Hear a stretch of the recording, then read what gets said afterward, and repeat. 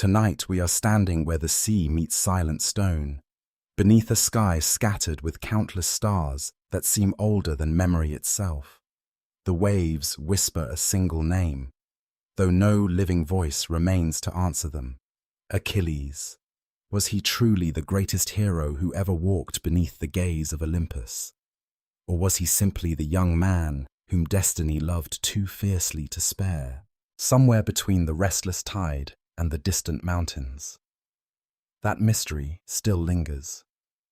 So before we continue tonight's journey, take a moment to like the video and subscribe, but only if you genuinely enjoy exploring these ancient stories together. And if you would like, tell us your location and your local time in the comments, so we know where in the world you are joining this quiet journey tonight. You breathe the cool night air as it carries the scent of salt and wild thyme drifting from distant cliffs. Moonlight dances across the water in silver ribbons, and for a moment, the sea appears almost alive, as though something ancient is stirring just beneath its surface. The old Greeks believed that every wave remembered, every current carried stories older than kings. Somewhere beneath those endless waters lived beings who had watched civilizations rise before the first cities were ever built. Among them was one whose heart would one day become divided between the eternal sea and the fragile world of mortals. Her name was Thetis. Even before Achilles drew his first breath, the gods were already speaking quietly about him, yet no one could agree on exactly what had been foretold. Ancient poets preserved different versions, while temple traditions remembered others. Some claimed Zeus himself feared what the child might become. Others believed it was not the child alone, but the union that would create him, that caused concern among the immortals. The prophecy seemed simple when spoken aloud. The son born to Thetis would become greater than his father. To ordinary families, such words might have sounded like a blessing. Parents often wished their children would surpass them. But among the gods, greatness carried a different meaning. Power shifted like the tides. One generation had overthrown another before. Uranus had fallen. Cronus had fallen. Zeus himself ruled because his own father had been defeated. Prophecies rarely arrived without memories. The air atop Olympus grew unusually still whenever Thetis's future was mentioned. Sacred fires flickered without wind. Eagles circled higher than usual across the mountain peaks. Even Hera, who seldom ignored opportunities for conversation, sometimes remained silent. No one could know whether destiny intended another divine overthrow. Some surviving traditions suggest that Zeus once admired Thetis for her remarkable beauty. Her graceful presence reflected the calm strength of the sea itself. She was not loud like crashing storms. Instead, she possessed the quiet certainty of deep water, where sunlight slowly disappeared into mystery. Yet admiration quickly gave way to caution. If the prophecy proved true, then any son born from Zeus and Thetis might one day become stronger than the king of the gods himself. Even immortals understood fear. Rather than challenge fate directly, Zeus chose another path. He arranged for Thetis to marry a mortal king instead. His name was Peleus, ruler of Phthia, respected among men, but carrying none of the endless power possessed by Olympus. It was an extraordinary marriage. An immortal bride, a mortal husband. Two worlds joined beneath divine blessing. You can almost hear the distant music as guests gathered for their wedding feast. Torches illuminated marble courtyards, while musicians played gentle melodies upon lyres. Olive oil lamps spread warm golden light across polished stone. Fragrant smoke from sacred incense drifted upward toward the stars. Nearly every god attended. Nearly. One figure remained absent.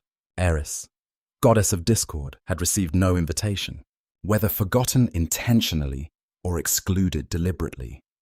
No tradition fully agrees, yet every version reaches the same unforgettable moment. She arrived carrying a single golden apple. Upon its shining surface appeared a short inscription. For the fairest. The gift seemed harmless, beautiful, simple, Yet within moments it became the beginning of one of mythology's greatest chains of consequence. Hera claimed the apple. Athena believed wisdom deserved it. Aphrodite smiled with quiet confidence. 3 goddesses, 1 prize, no peaceful solution. Historians continue to debate whether this tale originally belonged entirely to Achilles' story or gradually merged with it through generations of oral tradition. Yet ancient listeners understood the connection immediately. Without that wedding, the apple would never have been thrown. Without the apple, the judgment of Paris might never have happened. Without Paris, perhaps Troy would never have burned. Even before Achilles existed, his future battlefield had already begun taking shape. Destiny sometimes plants its first seed long before anyone notices the tree beginning to grow. The celebration eventually continued. Songs returned. Wine flowed freely once more. Laughter echoed through the halls. But beneath every joyful sound lingered an invisible thread connecting this marriage to a distant war not yet imagined. Thetis herself may have sensed it. Many stories describe her as unusually thoughtful during moments when others celebrated. Sea nymphs often understood currents hidden beneath calm water. They recognized changes long before storms reached the shore. Perhaps she wondered what sort of child destiny expected her to bear. Would he inherit his father's humanity? Would he inherit her divine nature? Or would he belong completely to neither world? No answer arrived. Only silence, far away. Waves continued their endless rhythm against rocky beaches. Their steady music sounded almost like breathing. Cool mist settled over coastal grasses while white seabirds drifted above dark water. Within that peaceful landscape, life quietly continued. Fishermen prepared their nets before dawn. Children gathered smooth shells beside the tide. Priests lit sacred fires within small seaside shrines dedicated to Poseidon and the daughters of Nereus. No ordinary person knew that history had already begun changing around them. The months passed. Thetis carried her child beneath skies that shifted from brilliant spring blue to the warm gold of summer evenings. The sea remained her closest companion. Whenever uncertainty entered her heart, she returned to lonely shores where gentle waves touched her feet. Some ancient traditions suggest she often spoke softly to the unborn child.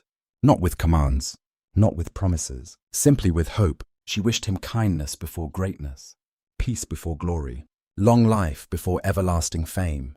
Yet prophecies rarely listened to wishes. As the time of birth approached, unusual signs reportedly appeared across Greece. Some storytellers spoke of dolphins gathering unusually close to shore. Others described bright stars lingering long after sunrise. A few claimed temple priests dreamed of a blazing spear crossing the heavens before vanishing into the sea. Dreams held enormous meaning in the ancient world. Sometimes they warned, sometimes they comforted. Sometimes they simply reminded people that the future remained hidden beyond human understanding. Whether these omens truly occurred or grew larger through centuries of storytelling, no one can say with certainty. What mattered was what people believed. They believed an extraordinary child was coming, a child touched by both immortality and mortality, a child destined to stand where countless others would fall. Yet destiny never revealed its full design all at once. For now, beneath quiet stars and beside an endless sea, only a mother waited to meet her son.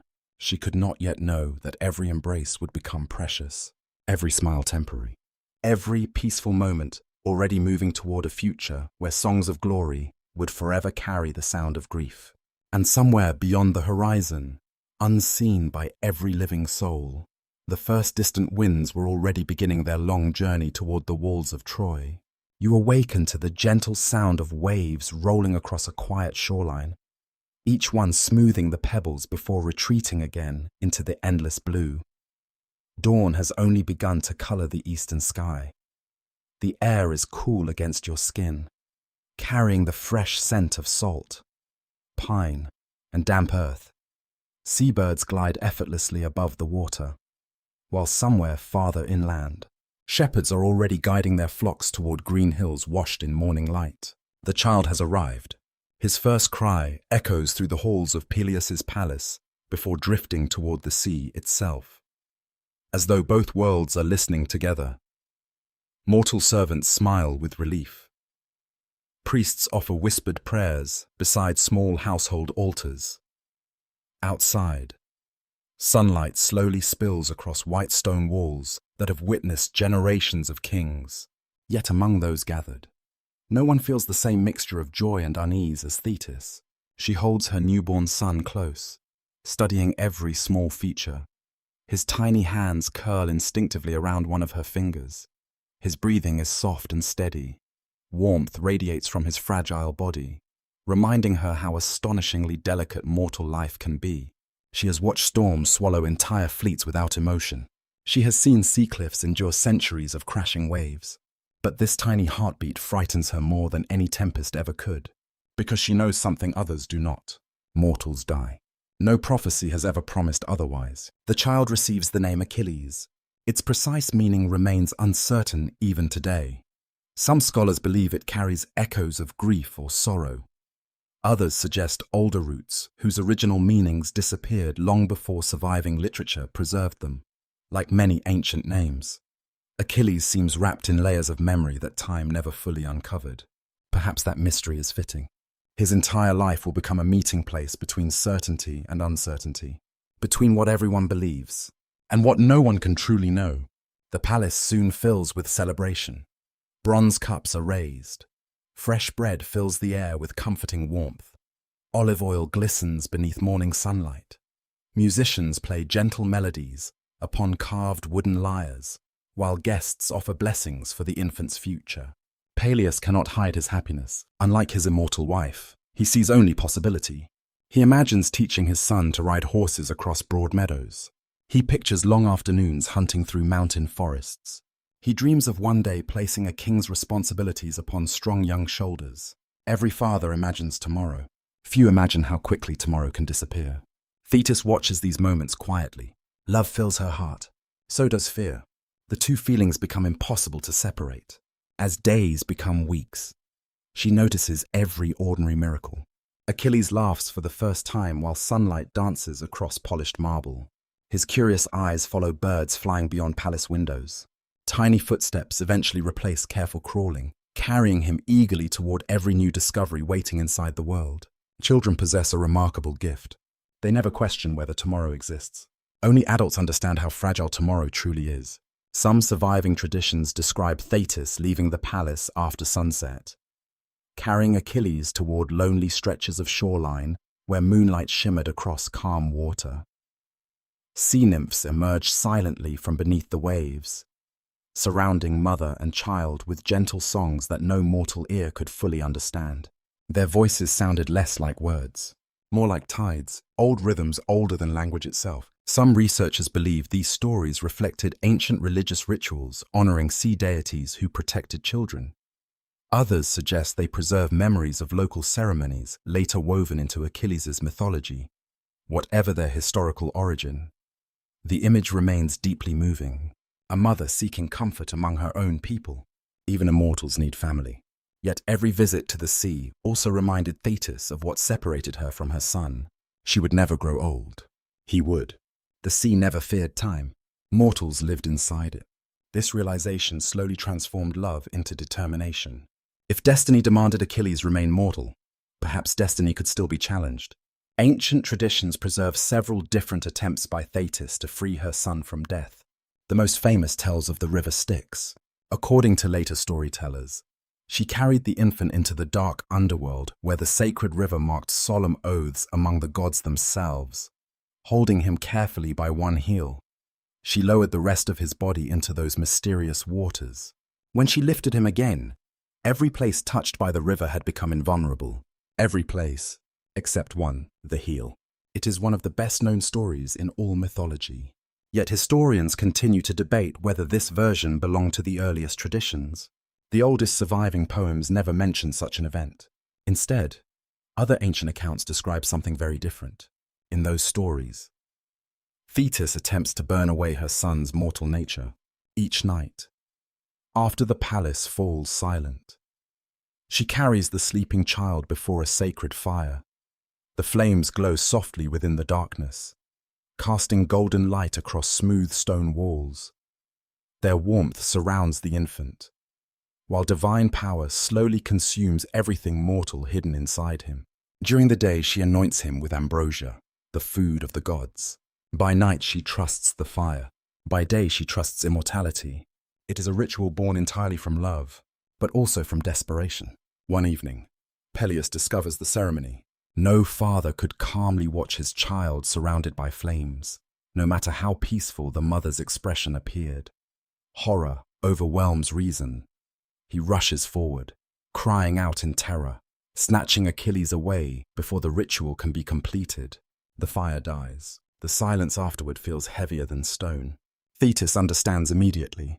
The process can never be finished. Whether Peleus saved his son or doomed him depends entirely upon which storyteller you believe. Some ancient listeners blamed the frightened father for interrupting divine work. Others believed Thetis herself had attempted something no mortal destiny could ever allow. No certainty survives, only questions. Perhaps that uncertainty explains why the tale endured for thousands of years. Parents have always wished they could remove every danger waiting ahead for their children. Every generation discovers that they cannot. Thetis leaves soon afterward in several traditions, returning sorrowfully to the sea. She does not abandon Achilles because she loves him too little. She departs because remaining beside him only deepens a wound that destiny refuses to heal. From beneath the waves, however, she never truly stops watching. Whenever storms gather offshore, sailors sometimes claim they glimpse graceful figures moving between the white foam. Whenever moonlight stretches across calm water, fishermen whisper quiet prayers to the daughters of Nereus. Perhaps somewhere among them walks Thetis, still listening, still waiting, still hoping that fate might somehow soften. Achilles grows stronger with every passing season. His laughter echoes through palace gardens where fig trees spread cool shade across warm earth. He chases butterflies between flowering shrubs. Hunting dogs follow him faithfully wherever he wanders. Stable horses lower their heads gently whenever the curious boy reaches out tiny hands to stroke their noses. Even animals seem strangely drawn toward him. Peleus notices it. So do the palace servants. Children often admire fearless creatures. Achilles seems to understand them. As he grows older, wooden toys quickly lose their appeal. He prefers smooth stones collected beside rivers, polished pieces of driftwood washed ashore by the sea, and small practice spears carved by patient craftsmen. Every object becomes part of an imagined adventure. Sometimes he pretends to defend invisible cities. Sometimes he races imagined monsters across grassy hills. Sometimes he simply stands quietly beside the sea, watching distant horizons with thoughtful eyes far older than his years. No one knows exactly what he sees. Perhaps nothing at all. Or perhaps some small part of destiny has already begun whispering beyond the reach of ordinary hearing. One elderly priest visiting the palace studies the young boy for a long moment before offering an unexpected blessing. May wisdom walk beside your strength. It sounds almost like a prayer, or perhaps a warning. Strength alone has never saved heroes. Before departing, the old priest pauses once more. He looks not at Achilles, but toward the sea beyond the palace walls. His expression briefly darkens. Then he quietly continues his journey without explanation. No surviving tradition records what troubled him. Perhaps he remembered an older prophecy. Perhaps he simply recognized that extraordinary children rarely receive ordinary lives. Or perhaps, like so many who crossed paths with Achilles, he sensed that greatness already carried the faint shadow of grief, far away, beyond mountains, forests, and countless quiet villages. Another child is also growing. His name is Paris. Neither boy knows the other exists, yet the threads of their lives have already been tied together by hands far greater than their own. The weaving has only just begun. You climb slowly along the winding paths of Mount Pelion, where morning mist drifts between towering pines and cool streams tumble over smooth grey stone. The air feels cleaner here than anywhere below. Every breath carries the scent of cedar, wild herbs, and damp moss. Sunlight filters through thick branches in shifting patterns, while somewhere deeper in the forest, birds greet the new day with quiet songs that seem almost like prayers. It is here that Achilles begins to discover who he truly is. The palace of Peleus has given him love, The mountain will give him purpose. As the young prince grows, even those closest to him notice something unusual. His body develops with astonishing speed, yet it is not merely strength that draws attention. His eyes linger over things other boys ignore. He watches hawks circling high above the valleys. He listens patiently to old storytellers. He asks why rivers always find the sea, why wolves hunt together, and why every victory eventually becomes another memory. Such questions surprise the adults around him. Warriors usually teach boys how to fight. Achilles wants to understand. Perhaps that quiet curiosity is what leads Peleus to make one of the most important decisions of his son's life. He entrusts Achilles to Chiron. Among all the beings remembered in Greek mythology, few are surrounded with greater respect. Chiron is unlike the other centaurs, whose wild tempers often make them symbols of untamed instinct. He is calm where others are violent, wise where others are reckless, patient where others rush toward conflict. Half man, half horse, entirely devoted to knowledge. Ancient traditions remember his cave not as a place of darkness, but as a sanctuary of learning. Sacred herbs dry from wooden beams overhead. Clay jars filled with healing oils line rough stone shelves. Animal skins soften the cold floor. Outside, mountain springs provide clear water, so pure that travelers believe the gods themselves once drank there. When Achilles first arrives, he does not find rows of soldiers. He finds silence. Chiron studies the boy without speaking for several moments. The old centaur has taught many heroes before. Some arrive eager to boast, others fear failure. Achilles does neither. Instead, he simply observes his surroundings with calm attention. The wise teacher smiles almost imperceptibly. A student who listens before speaking is already prepared to learn. Their lessons begin not with weapons, but with walking, day after day. Achilles follows Chiron through forests where sunlight dances across emerald leaves. The centaur teaches him how to move quietly enough that deer never lift their heads. He shows him how broken branches reveal the passing of animals, how changing winds carry distant scents, how clouds gathering around mountain peaks often announce storms long before thunder is heard. Nature always speaks, Chiron tells him. You must first become quiet enough to hear it. The words remain with Achilles long after the lesson ends, years later. Standing upon blood-soaked battlefields, he will still remember the peaceful forests where wisdom first entered his heart. Training gradually expands. The bow comes first, not because it is the greatest weapon, because it teaches patience. Achilles learns to steady his breathing before every shot. He discovers that forcing an arrow rarely brings success. Calm hands strike more accurately than hurried ones. Sometimes he misses entirely. The arrow disappears into distant trees with a dull thud. He expects disappointment. Instead, Chiron nods approvingly. Failure, the old teacher says gently, shows you where pride has begun speaking louder than truth. It is a lesson Achilles will spend the rest of his life trying to master. The spear follows. Unlike the bow, it demands confidence. The polished ash shaft feels cool against his palms during early mornings. Again and again he practices throws until his shoulders ache and sweat dampens his simple tunic. The mountain offers no applause, only improvement. As seasons pass, the awkward movements of childhood slowly disappear. Achilles begins moving with remarkable grace, almost as though every part of his body understands exactly where it belongs. Watching him run across rocky hillsides becomes strangely mesmerizing. He seems less like someone forcing his way through nature than someone moving with it. Some ancient poets describe him as swift-footed. The description becomes legendary. Yet speed alone does not define him. Every step reflects discipline earned through countless quiet mornings. War is not Chiron's only subject. Far from it. Each evening, after the day's training ends, the cave fills with softer sounds. Firelight flickers against stone walls, while the scent of roasting herbs mingles with fresh bread and mountain honey. Chiron takes down a beautifully crafted lyre and begins to play. Its music echoes gently through the cave. Achilles listens in silence. Soon he learns to play as well. His fingers stumble at first. Melodies break apart. Rhythms refuse to cooperate. Yet gradually harmony emerges. Notes float into the cool evening air while crickets answer from the grass outside. Music teaches something weapons cannot. Strength can conquer enemies. Beauty can calm the soul.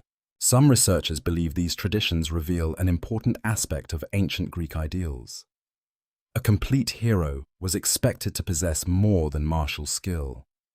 Poetry, music, healing, and thoughtful speech reflected balance rather than weakness. Achilles embraces every lesson. He learns healing next. The irony is impossible to miss. The future's greatest warrior also studies how to save lives. Chiron introduces him to countless mountain plants. Some soothe fever, others ease pain. Certain roots stop bleeding. Tiny white flowers growing beside cold streams become powerful medicines when prepared correctly. The old centaur insists that every warrior should first understand suffering before learning how to inflict it. Achilles kneels beside injured animals brought into the cave. Broken wings are carefully bound. Cuts are washed with cool spring water. Herbs are crushed between smooth stones until fragrant oils emerge. Healing requires patience, sometimes more patience than battle. One spring afternoon, Achilles asks a question that has quietly lived inside him for years. Can every wound be healed? Chiron does not answer immediately. Instead, he watches sunlight shimmering across a nearby stream. Finally, he speaks. No. The single word hangs gently between them. There are wounds of the body, he continues, and wounds of the heart. Learn the difference, because one day you will carry both. Achilles says nothing. He cannot yet understand. Not fully. But the mountain itself seems to remember those words. Night falls. Stars slowly emerge above Mount Pelion until the heavens become crowded with brilliant light. There are no palace walls here to hide the sky.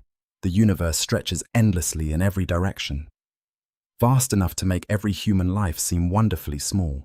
Sometimes Chiron tells stories beside the fire, not merely tales of victories, but of mistakes, heroes ruined by arrogance, kings destroyed by greed, great men who believed strength exempted them from wisdom. Achilles listens carefully. He admires every story. He believes he can avoid every failure. Youth often carries that quiet confidence. Perhaps every generation must. One evening, as the fire burns lower, Chiron studies his student with unusual seriousness. I have taught many heroes. Achilles looks up. Some became famous. The old centaur pauses. Very few became truly good. The words settle deeply within the young warrior's heart. For a long while, neither speaks. Outside, the wind moves gently through tall pines, carrying the scent of rain from distant valleys. Somewhere far beyond those mountains, priests are beginning to whisper about old prophecies once more. Across the Aegean Sea, kingdoms strengthen their walls. In Troy, a young prince continues growing toward a destiny he cannot yet imagine. Different lives, different roads. One unavoidable meeting, whether the gods had already woven every thread together, or whether human choices still possess the power to reshape fate, remains one of mythology's enduring mysteries. But on Mount Pelion, beneath peaceful stars, destiny remains patient. It allows Achilles one more season of innocence, one more season to learn compassion before glory begins calling his name. You remain upon Mount Pelion as autumn settles gently over the high forests. The mornings have grown colder. Frost gathers along the edges of fallen leaves, and every breath appears briefly before you, like pale smoke. Achilles is no longer the small child who once followed Chiron through the woods with endless questions. His shoulders have broadened, his footsteps have become sure. When he runs across the slopes, even the hunting dogs struggle to remain beside him. Yet beneath his growing strength, an older mystery continues to follow him. Why does his mother watch him with such sorrow whenever she rises from the sea? Thetis has never truly disappeared from his life. She returns without warning, usually when the world is quiet. Sometimes Achilles finds her standing beside a mountain spring at dusk. Sometimes she waits near the shoreline below Pelion, her pale robes moving softly in the wind. She never seems changed by passing years. Her face remains young, her eyes bright with the timeless light of the sea. Achilles, however, changes with every season. Each time she sees him, he has grown taller. His voice has deepened. Childhood is slipping away from him, and Thetis feels every change like the closing of a door. Their relationship is loving, but never simple. Achilles wants answers. Thetis offers warnings. He asks why she lives beneath the waves. She tells him that some truths are heavier than a young heart should carry. He asks whether he will one day become immortal like her. She touches his face gently, but does not reply. Silence becomes the language between them whenever destiny draws too near. One evening, beneath a sky darkening toward rain, Thetis leads her son to a lonely beach. The sea is restless.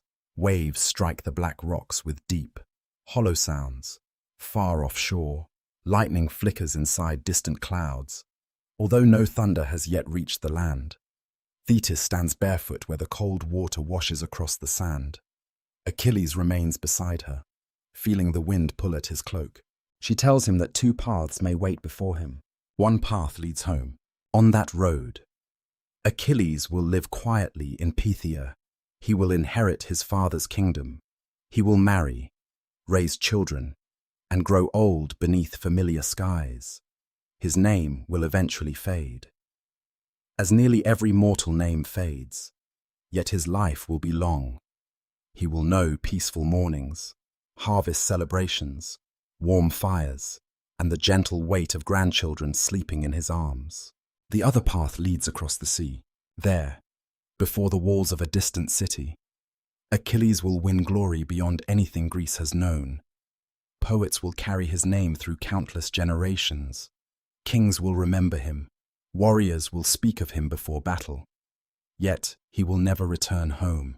Long life without lasting fame. Eternal fame without long life. Thetis does not describe the choice calmly. Her voice trembles. The sea behind her seems to rise and fall with every breath. For years she has struggled against this prophecy. She has searched among gods, rivers, sacred fires, and ancient powers. Nothing has erased it. Nothing has promised that her son can possess both glory and old age. Achilles listens without moving. The choice should terrify him. Instead, it awakens something. He has trained all his life without understanding what waited beyond the training. He has learned the spear, the bow, the lyre, and the healing herbs. He has listened to stories about heroes whose names survived their bodies. Now he understands that those stories may be calling him. Yet another feeling rises beside ambition.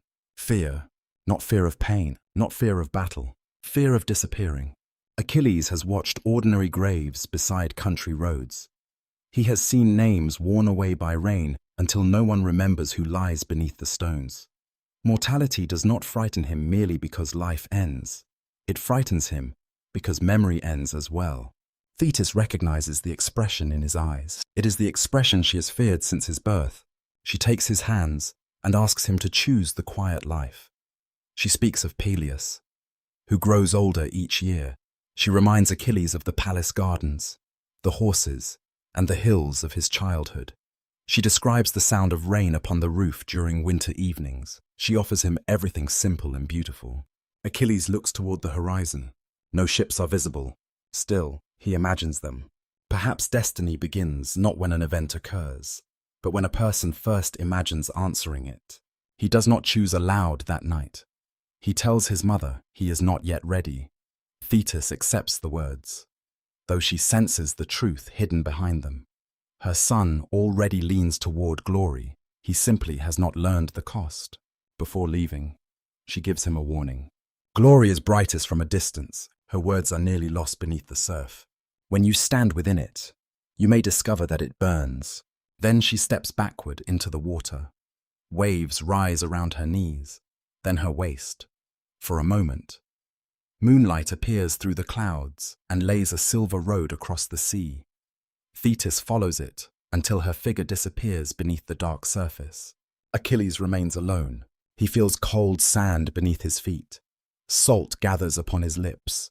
The wind carries the sharp scent of approaching rain.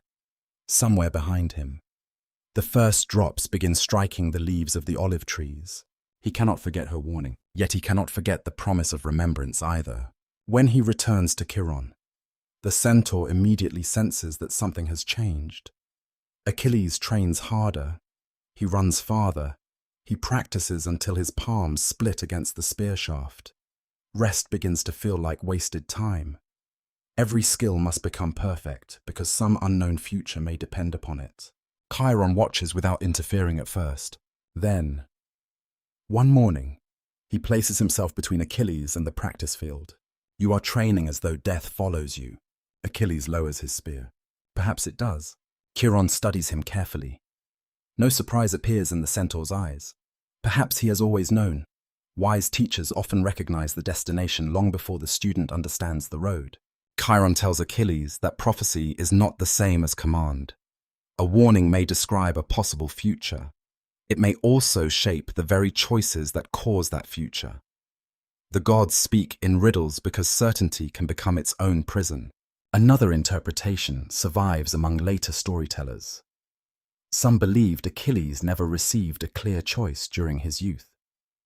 Perhaps he only understood his fate gradually, after war had already begun.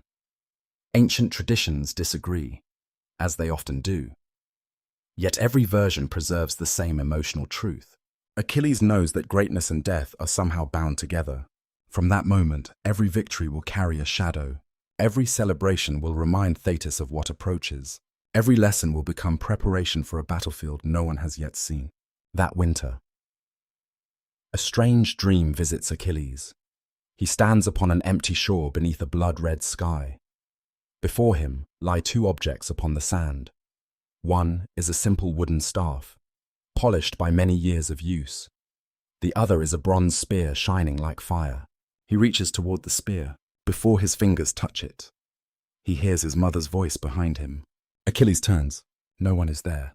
When he looks back, both objects have vanished. Only the sea remains, stretching endlessly beneath the darkening heavens. He awakens before dawn, his heart beating quickly. Outside the cave, snow has begun falling over Mount Pelion.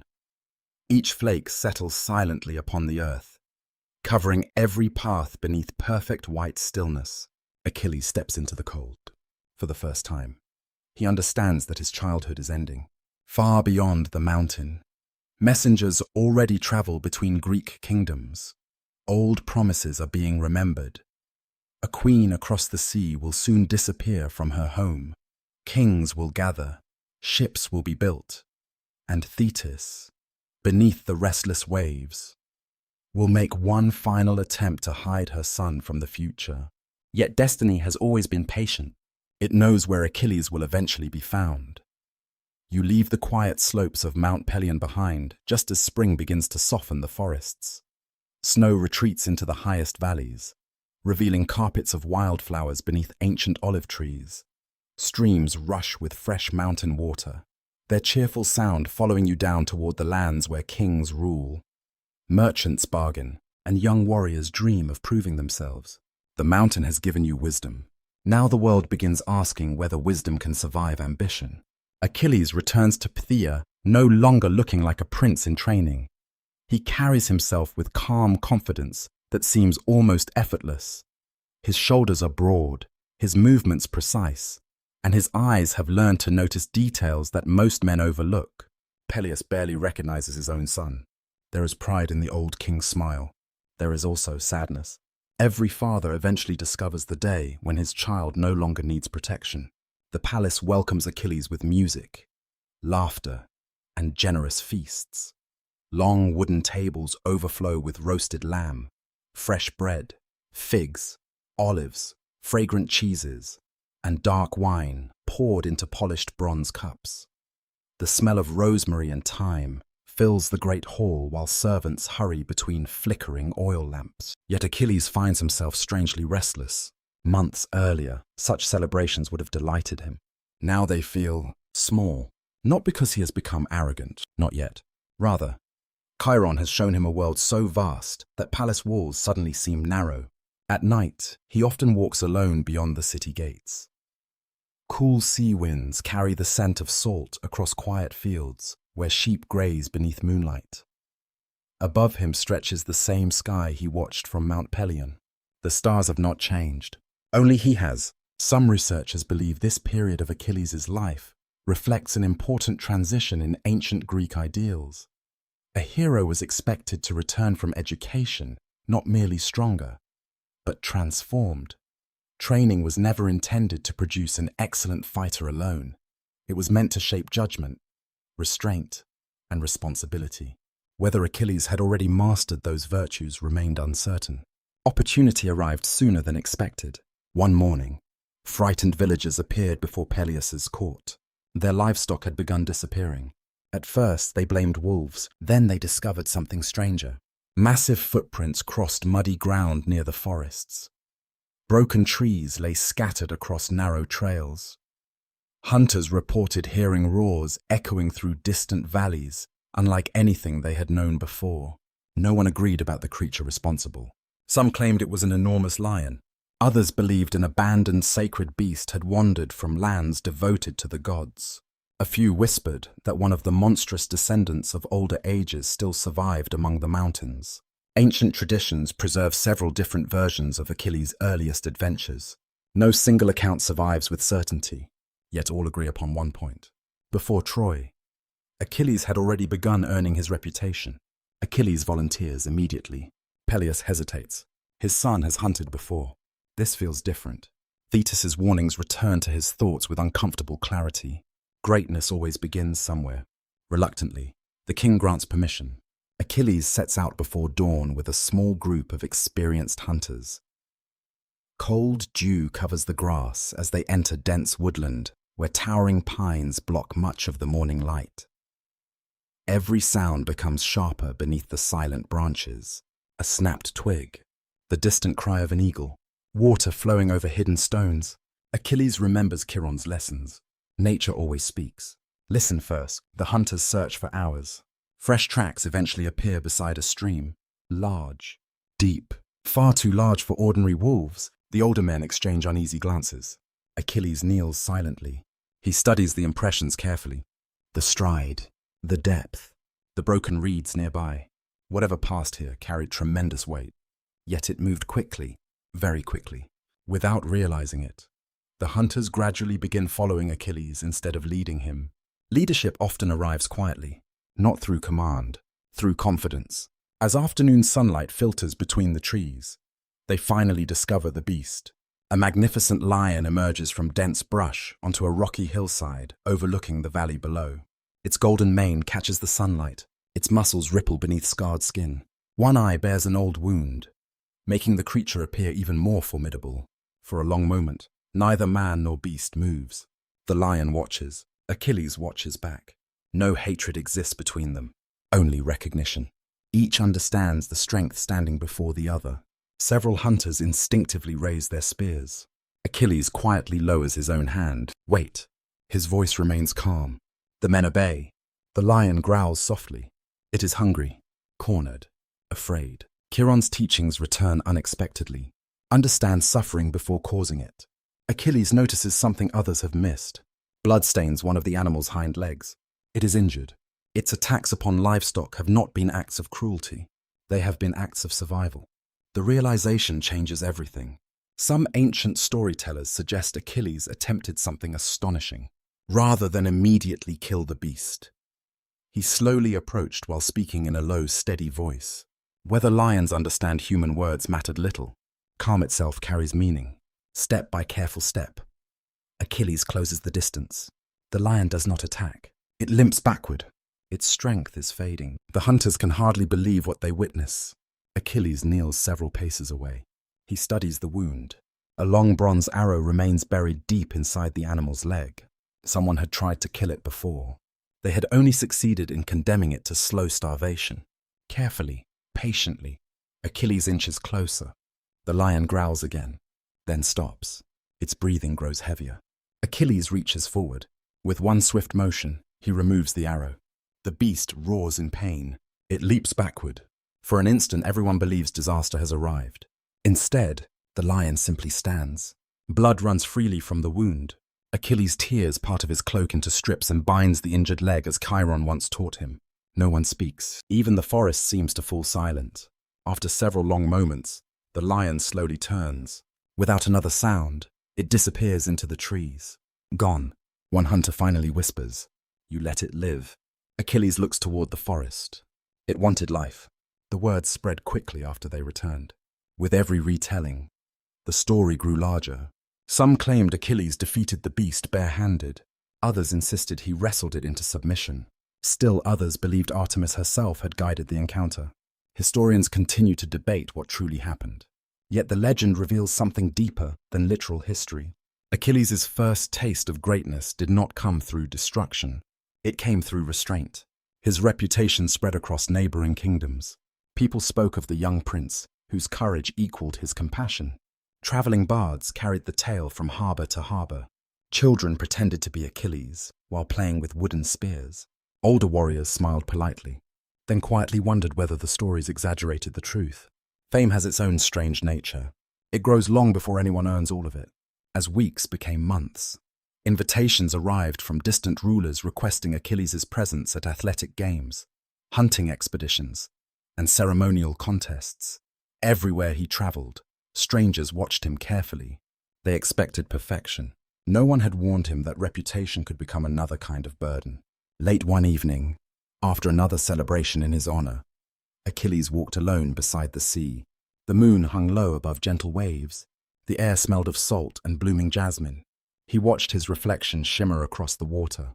For the first time, he wondered whether people admired him, or merely the stories surrounding him. Behind him, unnoticed, a single white seabird cried into the darkness before disappearing toward the eastern horizon, far across that unseen sea.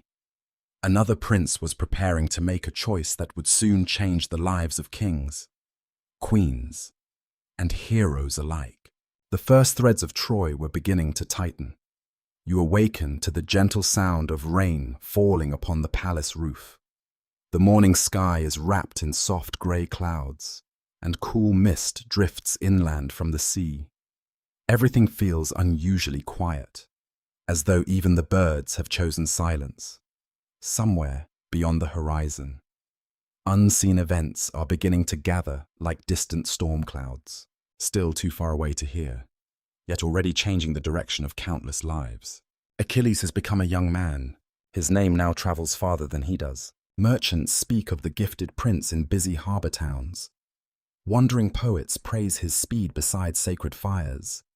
Young warriors dream of matching his skill, while older veterans quietly wonder whether any mortal should earn such admiration so early in life. Fame reaches ears that Achilles never intended. It reaches Olympus, it reaches Troy, and it reaches his mother once more.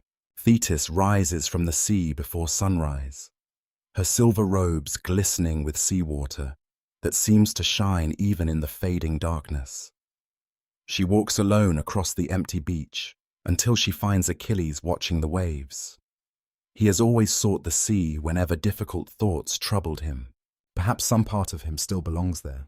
Thetis studies her son for a long moment before speaking. There is still time. Achilles already knows what she means. For years, the prophecy has lingered between them like an unseen companion. Sometimes it feels distant enough to ignore. Other days, every breeze from the sea seems to whisper its warning. Now the warning has become urgent. Across Greece, news spreads that Helen, Queen of Sparta, has vanished. Some say she fled willingly with Paris, Prince of Troy. Others insist she was taken against her will. Ancient traditions never completely agree. Even centuries later, historians continue debating whether love, persuasion, divine intervention, or abduction carried Helen across the sea. Yet one truth remains unchanged. The kings of Greece believe they have been dishonored, and dishonor demands an answer. Old oaths, spoken years earlier when Helen's husband had first been chosen, are remembered once again. Those who once swore to defend her marriage begin gathering their armies. Messengers ride across dusty roads. Bronze armor is polished. Shipwrights work day and night beside crowded harbors, shaping timber into vessels that will soon cross the Aegean. The greatest expedition Greece has ever assembled is beginning. Thetis feels the weight of every rumor. She knows another prophecy, one whispered long before Helen disappeared. The city of Troy cannot fall unless Achilles fights before its walls. If her son never reaches Troy, perhaps destiny itself can be delayed or even broken. She refuses to surrender without one final attempt. Soon afterward, mother and son leave quietly under the cover of darkness. Few people witness their departure. The sea is calm as a small vessel carries them eastward. Gentle waves tap against the wooden hull with slow, rhythmic sounds. Above them, stars stretch across the heavens in brilliant silence. Achilles sits near the bow, watching moonlight shimmer upon the water. Neither speaks very much. Some journeys require silence more than conversation. After several days, they reach the island of Skyros. Green hills rise gently above sheltered bays. Olive groves blanket the slopes, while white buildings gleam beneath the Mediterranean sun. Compared with the growing tension across mainland Greece, the island feels peaceful, almost untouched by approaching war. Its ruler, King Lycomedes, welcomes Thetis with great respect. Exactly what passes between them survives only in scattered traditions. Some believe Lycomedes owed favors to the sea goddess. Others suggest ancient ties of friendship united their households. Whatever the reason, he agrees to help. Achilles must disappear, not as a warrior, not as a prince, but as someone no Greek messenger would think to search for. The solution seems almost impossible. Achilles will live among Lycomedes' daughters, disguised as one of them. Later storytellers often emphasize the strangeness of this episode. Yet beneath it lies something deeply human. The greatest warrior of his age spends his days hiding from the very future that will make him immortal. Thetis herself prepares the disguise. She places finely woven garments upon her son instead of armor. His long hair is arranged like that of the young noblewomen of the island. Jewels replace spear shafts. Soft sandals replace hunting boots. Achilles studies his reflection. He barely recognizes himself. For a moment, embarrassment rises within him. Then another feeling follows. Relief. No one bows before him here. No one expects impossible feats. For the first time in years, he is allowed to become anonymous. Life inside the palace moves at a peaceful rhythm. Morning sunlight pours through open courtyards filled with flowering vines. The scent of lavender drifts through shaded halls. Noble women spend long afternoons weaving bright fabrics while musicians practice gentle melodies upon the lyre. Achilles observes everything carefully. He has spent years among hunters and warriors. Now he learns another world entirely. He discovers the remarkable patience required to create beautiful embroidery. He listens as the women discuss family, harvests, marriages, and hopes for peaceful futures. He notices how courage appears differently here, not upon battlefields, but within everyday kindness. These quiet months soften something inside him. Some evenings, he walks through the palace gardens beneath blossoming pomegranate trees. Fireflies drift lazily above the grass, while fountains murmur in the warm night air. There he often meets Didomea, one of Lycomedes' daughters. Unlike others in the palace, she seems to sense that something remains hidden beneath Achilles' careful disguise. She notices his posture, his unusually calloused hands, the instinctive way he studies every entrance to a room. No ordinary noblewoman behaves this way, yet she says nothing. Instead, friendship grows naturally between them. They walk together through olive groves overlooking the sea. They speak about childhood dreams, distant lands, and the strange feeling that life sometimes waits just beyond the horizon. Achilles never reveals his true identity outright. He scarcely needs to. Some truths become obvious without words. Ancient traditions preserve different versions of their relationship. Some describe genuine love. Others speak of quiet companionship that gradually deepened into affection. Several later accounts tell that they became the parents of a son, Neoptolemus, whose own destiny would one day become inseparable from Troy. Whether every detail belongs to the earliest traditions remains uncertain, but the emotional truth endures. Achilles discovers something he never expected, a future worth staying for. There are mornings when he imagines ignoring every prophecy. He pictures himself remaining on Skyros, growing old beside peaceful gardens instead of blood-soaked battlefields. Perhaps his mother was right. Perhaps forgotten happiness is better than remembered glory. For a little while, the dream feels possible, far away. However, the Greek kings begin noticing one remarkable absence. Every great leader has answered the call, except Achilles. Some assume he is afraid. Others suspect illness. Odysseus believes neither. King of Ithaca, renowned for intelligence more than strength. Odysseus has spent a lifetime solving impossible riddles. He studies people the way hunters study tracks in fresh snow. Prophecies also reach his ears. He learns that Troy cannot fall without Achilles. If the young hero has vanished, someone has hidden him. Odysseus smiles quietly. Every hiding place eventually leaves clues. Soon he boards a ship bound for Skyros, carrying not an army, but a merchant's wagon filled with silks, perfumes, necklaces, mirrors, and one carefully concealed bronze spear. Destiny is approaching once again, not with thunder, not with armies, but with a single clever question disguised as an ordinary trade. You stand inside the bright halls of Skyros as morning sunlight spills across polished stone floors. Servants carry baskets of dyed cloth into the courtyard. Perfume rises from small ceramic jars. Bronze mirrors catch the light, scattering golden reflections across white walls. Everything appears ordinary. That is precisely what Odysseus intends. He enters the palace not as a king gathering soldiers, but as a merchant displaying rare treasures. His companions arrange necklaces, embroidered fabrics, ivory combs, and delicate ornaments before the daughters of Lycomedes. Laughter fills the room as curious hands examine each object. Achilles watches quietly among them. He senses danger immediately. Not the danger of swords, something subtler. Odysseus moves with the calm patience of a man who already knows the answer and is merely waiting for truth to reveal itself. Among the ornaments lies one object that does not belong, a bronze spear. Beside it rests a shield. The metal catches Achilles' eye before he can stop himself.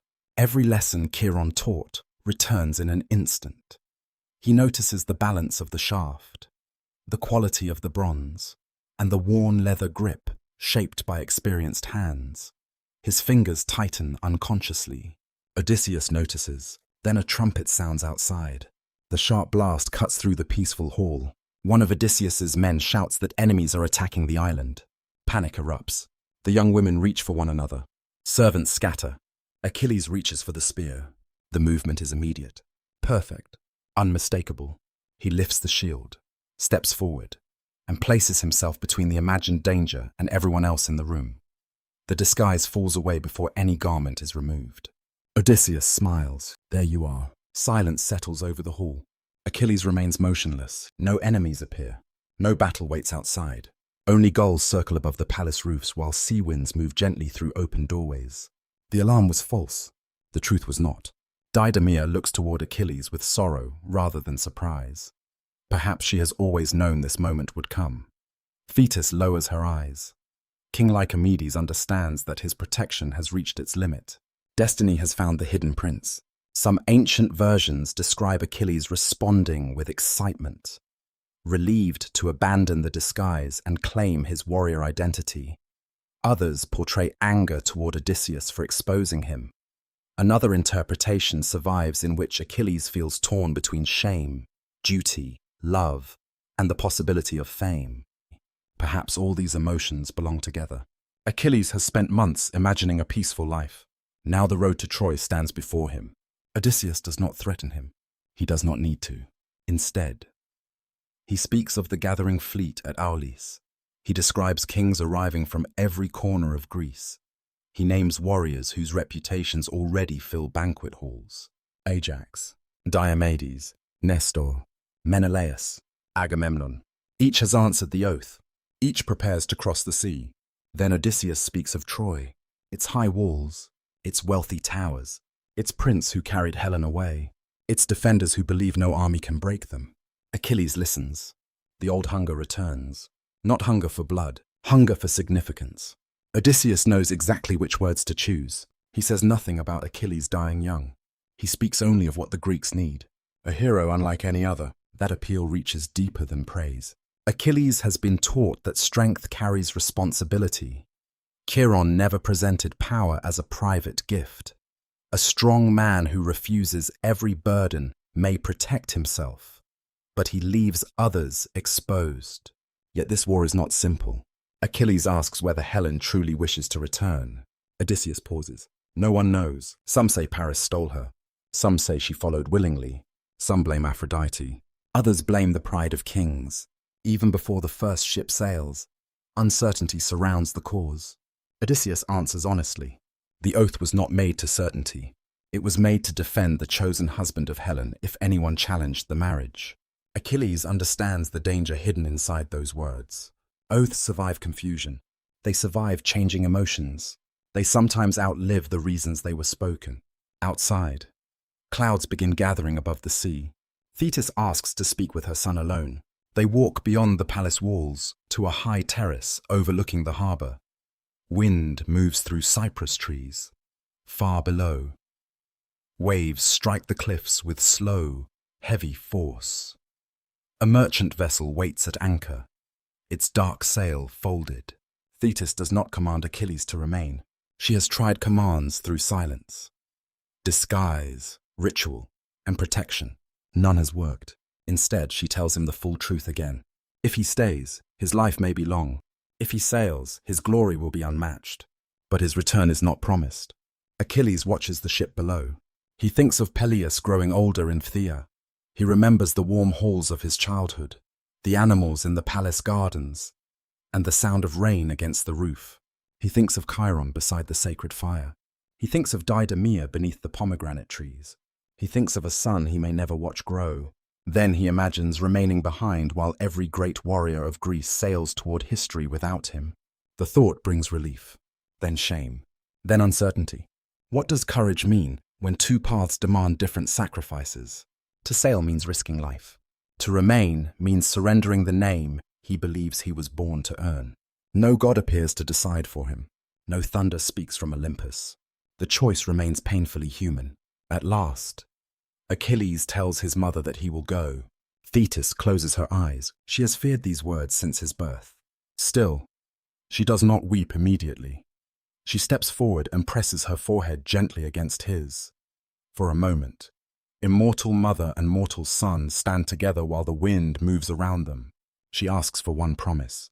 Do not let glory take everything. Achilles promises. Neither knows whether such a promise can be kept.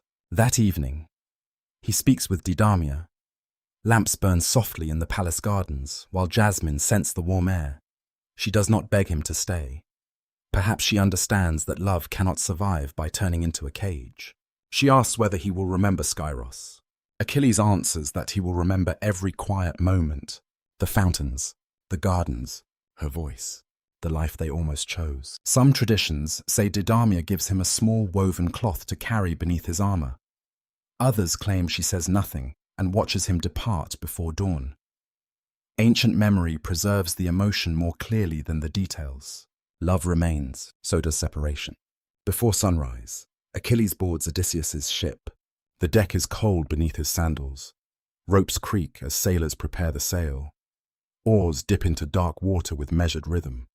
Skyros slowly recedes behind them. Thetis stands upon the shore. Didomea watches from the palace heights. Achilles does not turn away until the island becomes a pale shape beneath the rising sun. The voyage toward Aulis carries him through waters bright with morning light. Dolphins briefly surface beside the ship. Seabirds follow overhead. The world appears peaceful, almost indifferent to the war approaching. That night, Achilles dreams of two roads once more. The wooden staff lies upon one. The bronze spear lies upon the other. This time, he chooses the spear. When he lifts it, the distant sound of morning crosses the darkness. He awakens beneath a star-filled sky. No one else has heard it. Ahead, beyond the black horizon, thousands of Greek warriors wait beside their ships. The oath has gathered them, but the wind has stopped. And before any fleet can sail toward Troy, the gods will demand a price from someone else. You arrive at Aulis beneath a sky that refuses to move. Thousands of men crowd the shoreline. Their voices rise and fall beside the anchored fleet. Yet the sails above them hang completely still. No breeze crosses the harbor. No ripple disturbs the grey-blue water beyond the oars. Even the smoke from cooking fires climbs in straight. Thin columns before fading into the pale morning air. It feels unnatural. The largest Greek fleet ever gathered waits before you, but it cannot leave. Ships stretch along the coast in dark rows. Their carved prows resemble birds, serpents, and watchful beasts. Bronze shields lean against wooden hulls. Horses stamp impatiently upon the beach. Servants carry water jars through the camp while armorers hammer damaged fittings beside smoky fires. The smell of pitch, sweat, salt, and roasted meat hangs heavily over everything. Achilles steps ashore beside Odysseus almost immediately. Heads turn. Some warriors recognize him from stories. Others stare because of his youth. They expected a giant. Instead, they see a young man with long hair, clear eyes, and a calm expression that reveals very little. Whispers begin. That is Peleus' son, the child of Thetis, the one Troy cannot fall without. Achilles hears them. He pretends not to. Reputation has reached Aulis before him, and it waits like an invisible judge beside every fire. Odysseus guides him through the camp toward the commanders. There, beneath a broad canopy, stand the kings who have answered the old oath. Agamemnon commands them. He is powerful, wealthy, and accustomed to obedience. His armor gleams with careful decoration. His voice carries easily across the gathering, and men make space whenever he moves. Beside him stands Menelaus, Helen's husband. Grief and humiliation have hardened his face. Unlike Agamemnon, he seems less interested in command than recovery. He wants his wife returned. Whether he also seeks revenge remains impossible to separate from that desire. Nestor greets Achilles warmly. The old king has seen more seasons than most men in the camp. His hair has faded, yet his eyes remain sharp. He speaks gently, with the patience of someone who understands that young warriors often hear praise more clearly than warnings. Diomedes watches Achilles with measured curiosity. Ajax stands nearby like a fortress given human form. Neither man appears impressed by rumor alone. Achilles respects them immediately. Great warriors rarely need to announce themselves. Agamemnon welcomes Achilles before the assembled leaders. His words are generous, but his gaze is assessing. He sees not only a young hero, he sees a weapon. This first meeting matters more than either understands. Achilles expects respect between equals. Agamemnon expects obedience from every king beneath his command. The conflict has not yet begun. Its roots already exist. For now, both men smile. Achilles is introduced to the warriors of Phthia, who will sail beneath him. They are called the Myrmidons, though the origins of that name remain uncertain. One tradition claims they descended from ants transformed into humans. Another connects the name to older regional identities, lost in time. Whatever their beginning, they are disciplined soldiers. They do not cheer wildly when Achilles approaches. They study him. Many are older than he is. Some have fought border wars, defended villages, and buried friends long before Achilles first held a spear. They know stories can exaggerate. They want to see whether their young commander deserves loyalty. Achilles does not offer a grand speech. He walks among them. He asks their names. He examines their armor. He listens as they describe the journey from Phthia. That simple attention surprises them. Before becoming a legendary leader, Achilles first learns the men who may die beside him. Patroclus is already among them. Ancient traditions disagree about when their companionship began. Some describe Patroclus as an older exile raised in Peleus' household. Others make him closer to Achilles in age. A few later interpretations imagine their bond forming during their education under Chiron. Here at Aulis, however, their connection begins to deepen. Patroclus possesses none of Achilles' hunger for fame. He is steady where Achilles is restless, observant where Achilles acts. His courage does not demand attention. It simply remains present. When other commanders speak about glory, Patroclus asks about food supplies, clean water, and wounded men. Achilles notices. Perhaps he recognizes the kindness Chiron once tried to cultivate within him. The fleet waits through one windless day, then another, then many more. Food begins to spoil in the summer heat. Tempers shorten. Men gamble, argue, and fight beside the ships. Water becomes harder to find. Illness spreads through crowded tents. The stillness turns oppressive. At night, the harbor reflects the stars perfectly. Not a single wave breaks their image. The beauty feels almost threatening. Priests perform sacrifices. Smoke rises. No wind answers. At last, the seer Calchas announces that the goddess Artemis has been offended. Why she is angry changes with the telling. Some say Agamemnon killed a sacred deer. Others say he boasted that his hunting surpassed the goddess herself.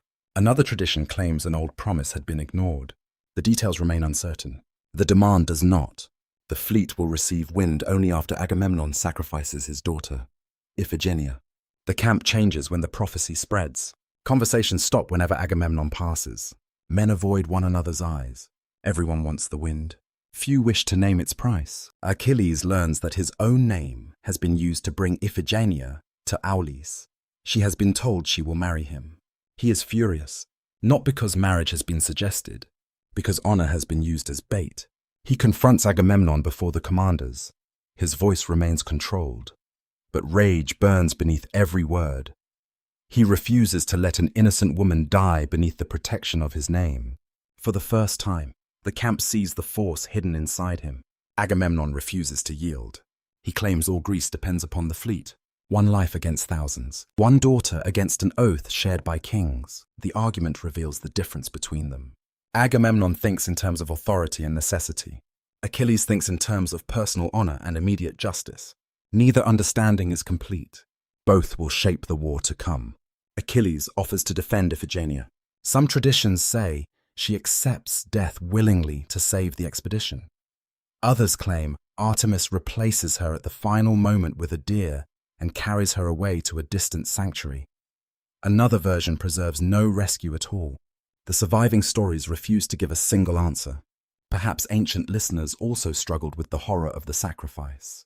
They reshaped the ending because some grief was too heavy to leave unchanged.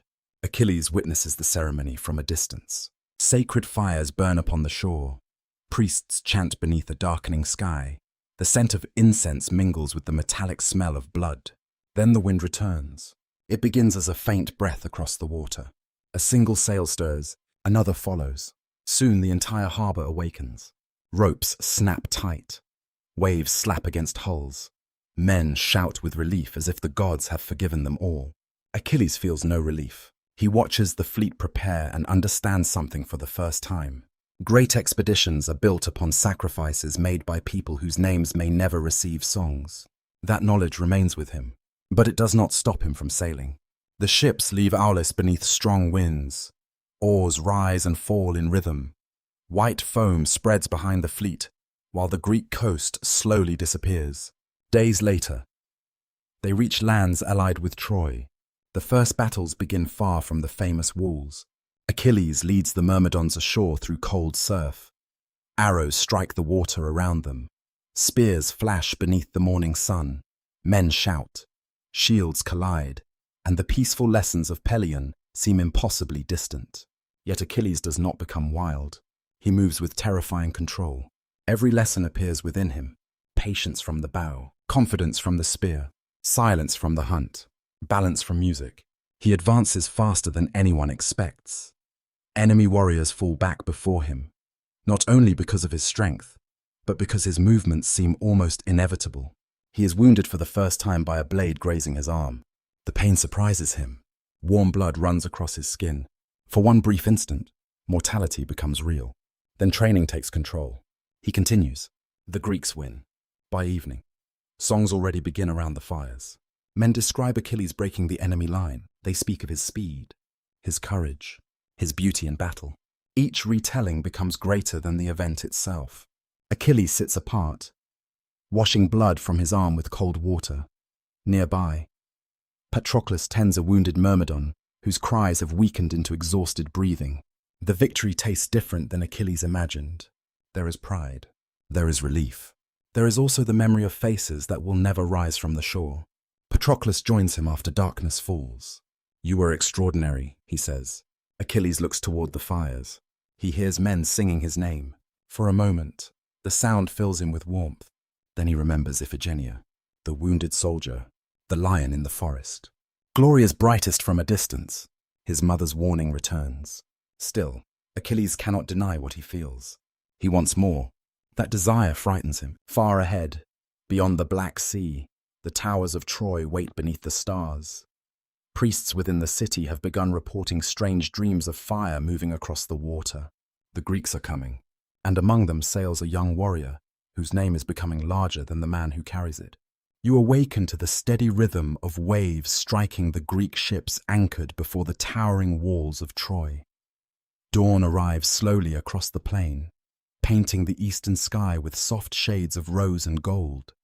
Thin ribbons of smoke rise from hundreds of campfires, somewhere nearby. A blacksmith's hammer rings against bronze. Horses stamp the cool earth while gulls circle above the shoreline, crying into the salty morning air. The war has finally reached the city everyone has spoken about for years. Yet Troy does not fall, not in a single day, not in a single season. Its enormous walls rise from the plain like part of the mountain itself. Pale stone glows beneath the morning sun, while watchmen patrol high towers overlooking the Greek camp. Every gate is heavily guarded. Every approach is watched. Behind those walls live families who wake each morning hoping simply to survive another day. The Greeks expected a swift victory. Instead, they discover patience. Weeks become months. Months become years. Battles erupt across open fields, then fade again into uneasy silence. Small towns allied with Troy are captured one after another as the Greeks attempt to weaken the great city through long pressure rather than immediate conquest. Achilles quickly proves himself unlike any warrior the Trojans have faced. He strikes with astonishing speed. His myrmidons move like a single body, disciplined by years of training and absolute trust in their commander. Enemy defenders often retreat before fully understanding where the attack has begun. Stories spread rapidly through both armies. Greek soldiers tell one another that Achilles cannot be stopped. Trojan mothers whisper his name while closing their shutters after sunset. Young warriors dream of defeating him. Older veterans quietly pray never to meet him at all. Fame grows with every victory. Yet fame brings something unexpected: loneliness. The more legendary Achilles becomes, the fewer people speak to him as an ordinary man. Some stare with admiration, others with fear. Many simply remain silent. Only one person continues treating him exactly as before: Patroclus. Their friendship deepens almost unnoticed, growing naturally through countless ordinary moments rather than dramatic promises. They eat together after long marches. They repair damaged armor beside evening fires. They share quiet conversations while watching stars appear above the Trojan plain. Patroclus never flatters Achilles. If Achilles makes a careless decision, Patroclus says so. If Achilles succeeds, Patroclus smiles without exaggeration. That honesty becomes precious. One evening, after a difficult raid against a nearby fortress, Achilles returns carrying a deep cut across his shoulder. The wound is not dangerous, but blood has soaked through the edge of his cloak. Patroclus says nothing. He simply prepares warm water. The scent of crushed thyme and healing herbs fills the tent as he carefully cleans the injury. His hands move with quiet confidence, reminding Achilles of Chiron's lessons on Mount Pelion. For several minutes, only the crackling fire can be heard. Finally, Achilles laughs softly. "You sound exactly like him." "Like who?" "Chiron." Patroclus smiles. "I will accept that as praise." The laughter fades, but the warmth remains. Outside, soldiers celebrate another successful campaign. Inside the tent, victory feels remarkably small beside simple companionship.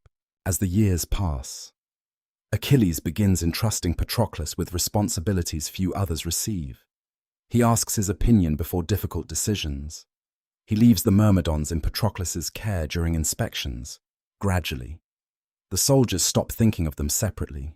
Where Achilles goes, Patroclus follows. Ancient traditions describe their relationship in different ways.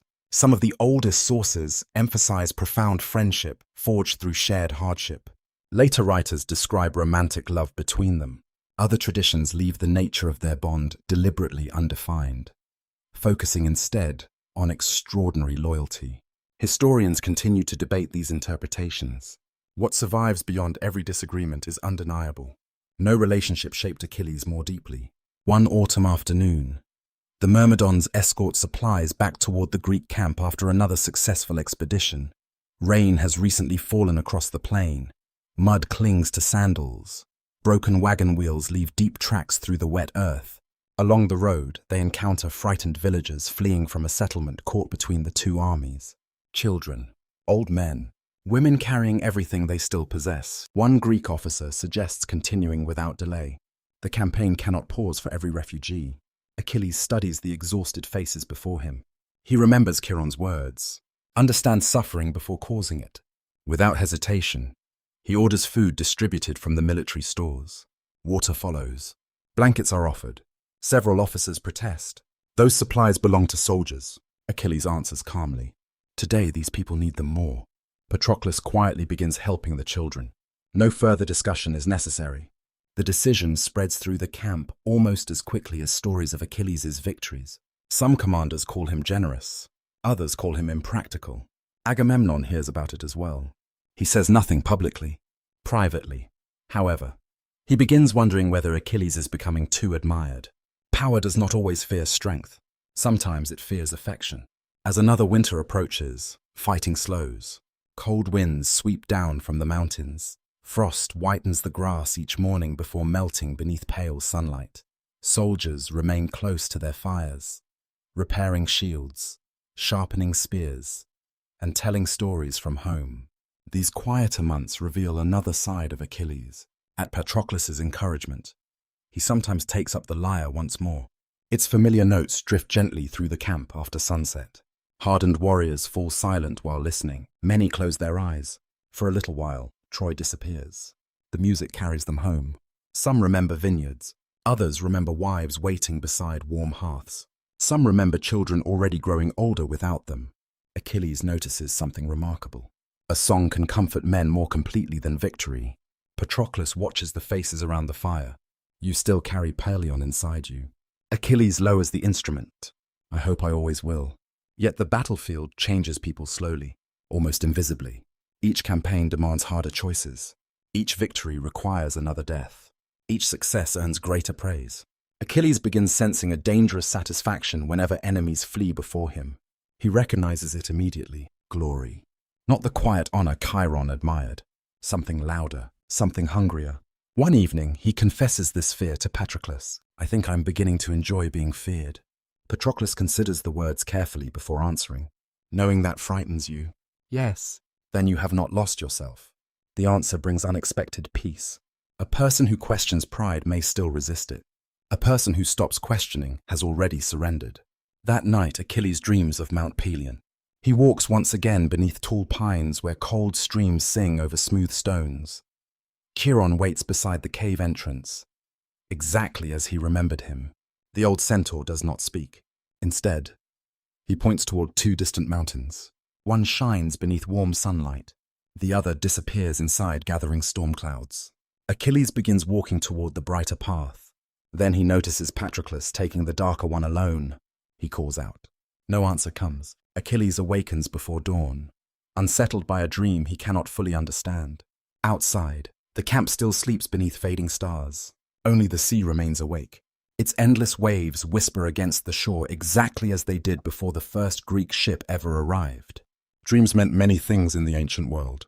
Some were dismissed as wandering thoughts. Others were believed to carry messages from powers beyond mortal understanding. Achilles cannot decide which this one is. He tells no one, not even Patroclus. Far beyond the Greek camp, inside the high walls of Troy, another great warrior is also watching the dawn. His name is Hector. He has heard countless stories about Achilles. Soon, the two greatest defenders of opposing worlds will finally begin shaping one another's destinies. But neither man yet understands that the deepest wound of this war will not be dealt by an enemy's spear. It will come through love. You awaken to the low murmur of thousands of voices carried across the Greek camp before sunrise. The eastern horizon glows faintly beyond the dark outline of Troy's walls. Smoke rises from countless cooking fires, mingling with the smell of damp earth, burning olive wood, and salt drifting inland from the sea. Somewhere a bronze helmet falls against stone. its sharp sound echoing briefly through the stillness. The war has entered another year. Victory still feels distant. The Greeks have won many battles beyond Troy itself. Town after town allied with King Priam has fallen. Livestock, treasure, bronze, and captives have been divided among the victorious kings according to ancient custom. Honor is measured not only by courage, it is also measured by what a warrior receives. In the Greek world, such rewards are more than wealth. They are public recognition. Every gifted horse, every finely crafted weapon, every captive acknowledges the sacrifices made upon the battlefield. To strip away such a reward is to question the warrior himself. Few men understand this more deeply than Achilles. During one successful campaign, Achilles receives Briseis, a noblewoman captured after the fall of her city. Ancient traditions remember her with surprising dignity. She is not described merely as a prize. She has lost her family, her home, and nearly everything familiar. Grief follows her into the Greek camp like a silent shadow. Achilles notices, unlike many commanders, he does not treat her with cruelty. Later traditions describe a quiet respect gradually forming between them. Some portray genuine affection, others remain more reserved. Historians continue to debate the nature of their relationship, but nearly every surviving account agrees on one point. Briseis becomes more than a symbol of victory. She becomes part of Achilles' household. Patroclus welcomes her kindly. He ensures she receives proper food and comfortable shelter, rather than allowing servants to neglect her. His compassion eases some of the bitterness that surrounds camp life. For a brief time, peace seems almost possible inside Achilles' tent. Outside, however, another conflict begins. Agamemnon has claimed Chryseis, daughter of Chryses, a respected priest of Apollo. The old priest arrives at the Greek camp carrying sacred garlands and rich gifts, hoping to ransom his daughter. His voice is calm, his request is humble. He reminds the assembled kings that even conquerors owe respect to the gods. Most commanders agree. Agamemnon refuses. He dismisses the priest harshly before the entire army, humiliated. Chryses leaves the camp without another word. He walks alone to the shoreline, where the waves wash quietly across the sand. There, he raises his hands toward the open sky and prays to Apollo. The prayer is simple. The answer is terrible. Within days, sickness spreads through the Greek camp. At first, only a few men fall ill, then dozens. Soon, funeral pyres burn from dawn until deep into the night. The smell of smoke hangs constantly over the shoreline. Horses weaken. Dogs refuse food. Even experienced physicians cannot explain the strange disease. The Greeks recognize divine anger. Apollo has answered his priest. An assembly is called. Warriors gather beneath the bright morning sun, while Calchas, the trusted seer, reluctantly reveals the cause of the plague.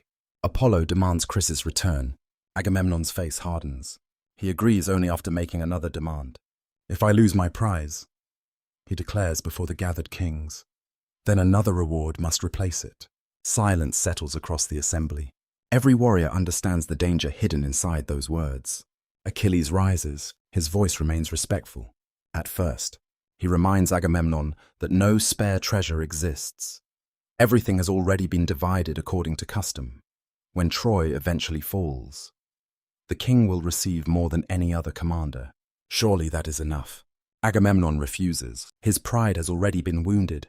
Now it demands satisfaction. His gaze settles upon Achilles. "If I surrender my prize," he says slowly, "then I shall take yours." The words strike harder than any spear. Around the assembly, experienced warriors lower their eyes. They know what has just happened. This is no longer about Briseis. It is about honor. Achilles feels heat rising through his chest. Years of discipline taught by Chiron struggle against sudden fury. He has fought more fiercely than any Greek commander. He has risked his life repeatedly. Now the man who remained safely behind the battle lines intends to seize the symbol of that sacrifice. His hand moves instinctively toward the hilt of his sword. For one terrible heartbeat, the future balances upon a single decision. Some ancient poets describe the goddess Athena appearing unseen beside Achilles. Only he can see her. She reaches down and grasps his golden hair, stopping him before the sword leaves its sheath. Whether this vision represents literal divine intervention or the voice of wisdom awakening inside his conscience remains one of mythology's enduring mysteries. Athena speaks softly. Control yourself. Words can wound. A murdered king cannot be recalled. Achilles closes his eyes. His breathing slows. His sword remains sheathed. Instead, he unleashes something equally powerful: truth. Before the assembled army, he condemns Agamemnon's arrogance. He reminds every warrior that he did not cross the sea because Troy had wronged him personally. He came to honor an oath and help another king. Yet now that same king repays loyalty with humiliation.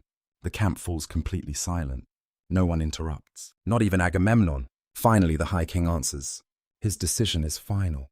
Briseis will be taken. Messengers soon arrive at Achilles' tent. They are nervous. Both men respect Achilles deeply and clearly wish they had received any other assignment. When they explain Agamemnon's command, Achilles does not resist. His anger is no longer directed at them. He turns toward Briseis. She understands immediately. No dramatic farewell follows. Only quiet sadness. Patroclus gently escorts her toward the waiting guards. Before leaving, Briseis looks back once. Achilles remains standing beside the entrance of his tent, motionless as carved stone. He says nothing. Sometimes the deepest grief requires no words after they disappear into the distance. The camp seems strangely empty. The sea breeze continues moving through the tents. Soldiers sharpen weapons. Blacksmiths strike bronze. Life appears unchanged. Yet everything has changed. Achilles withdraws from the war. He summons the Myrmidons. No more battles, no more raids, no more victories beneath his command. The greatest warrior among the Greeks simply refuses to fight. Shock spreads through the camp. Some call him stubborn, others call him proud. Many quietly admit they understand. Honor, once taken, cannot easily be restored.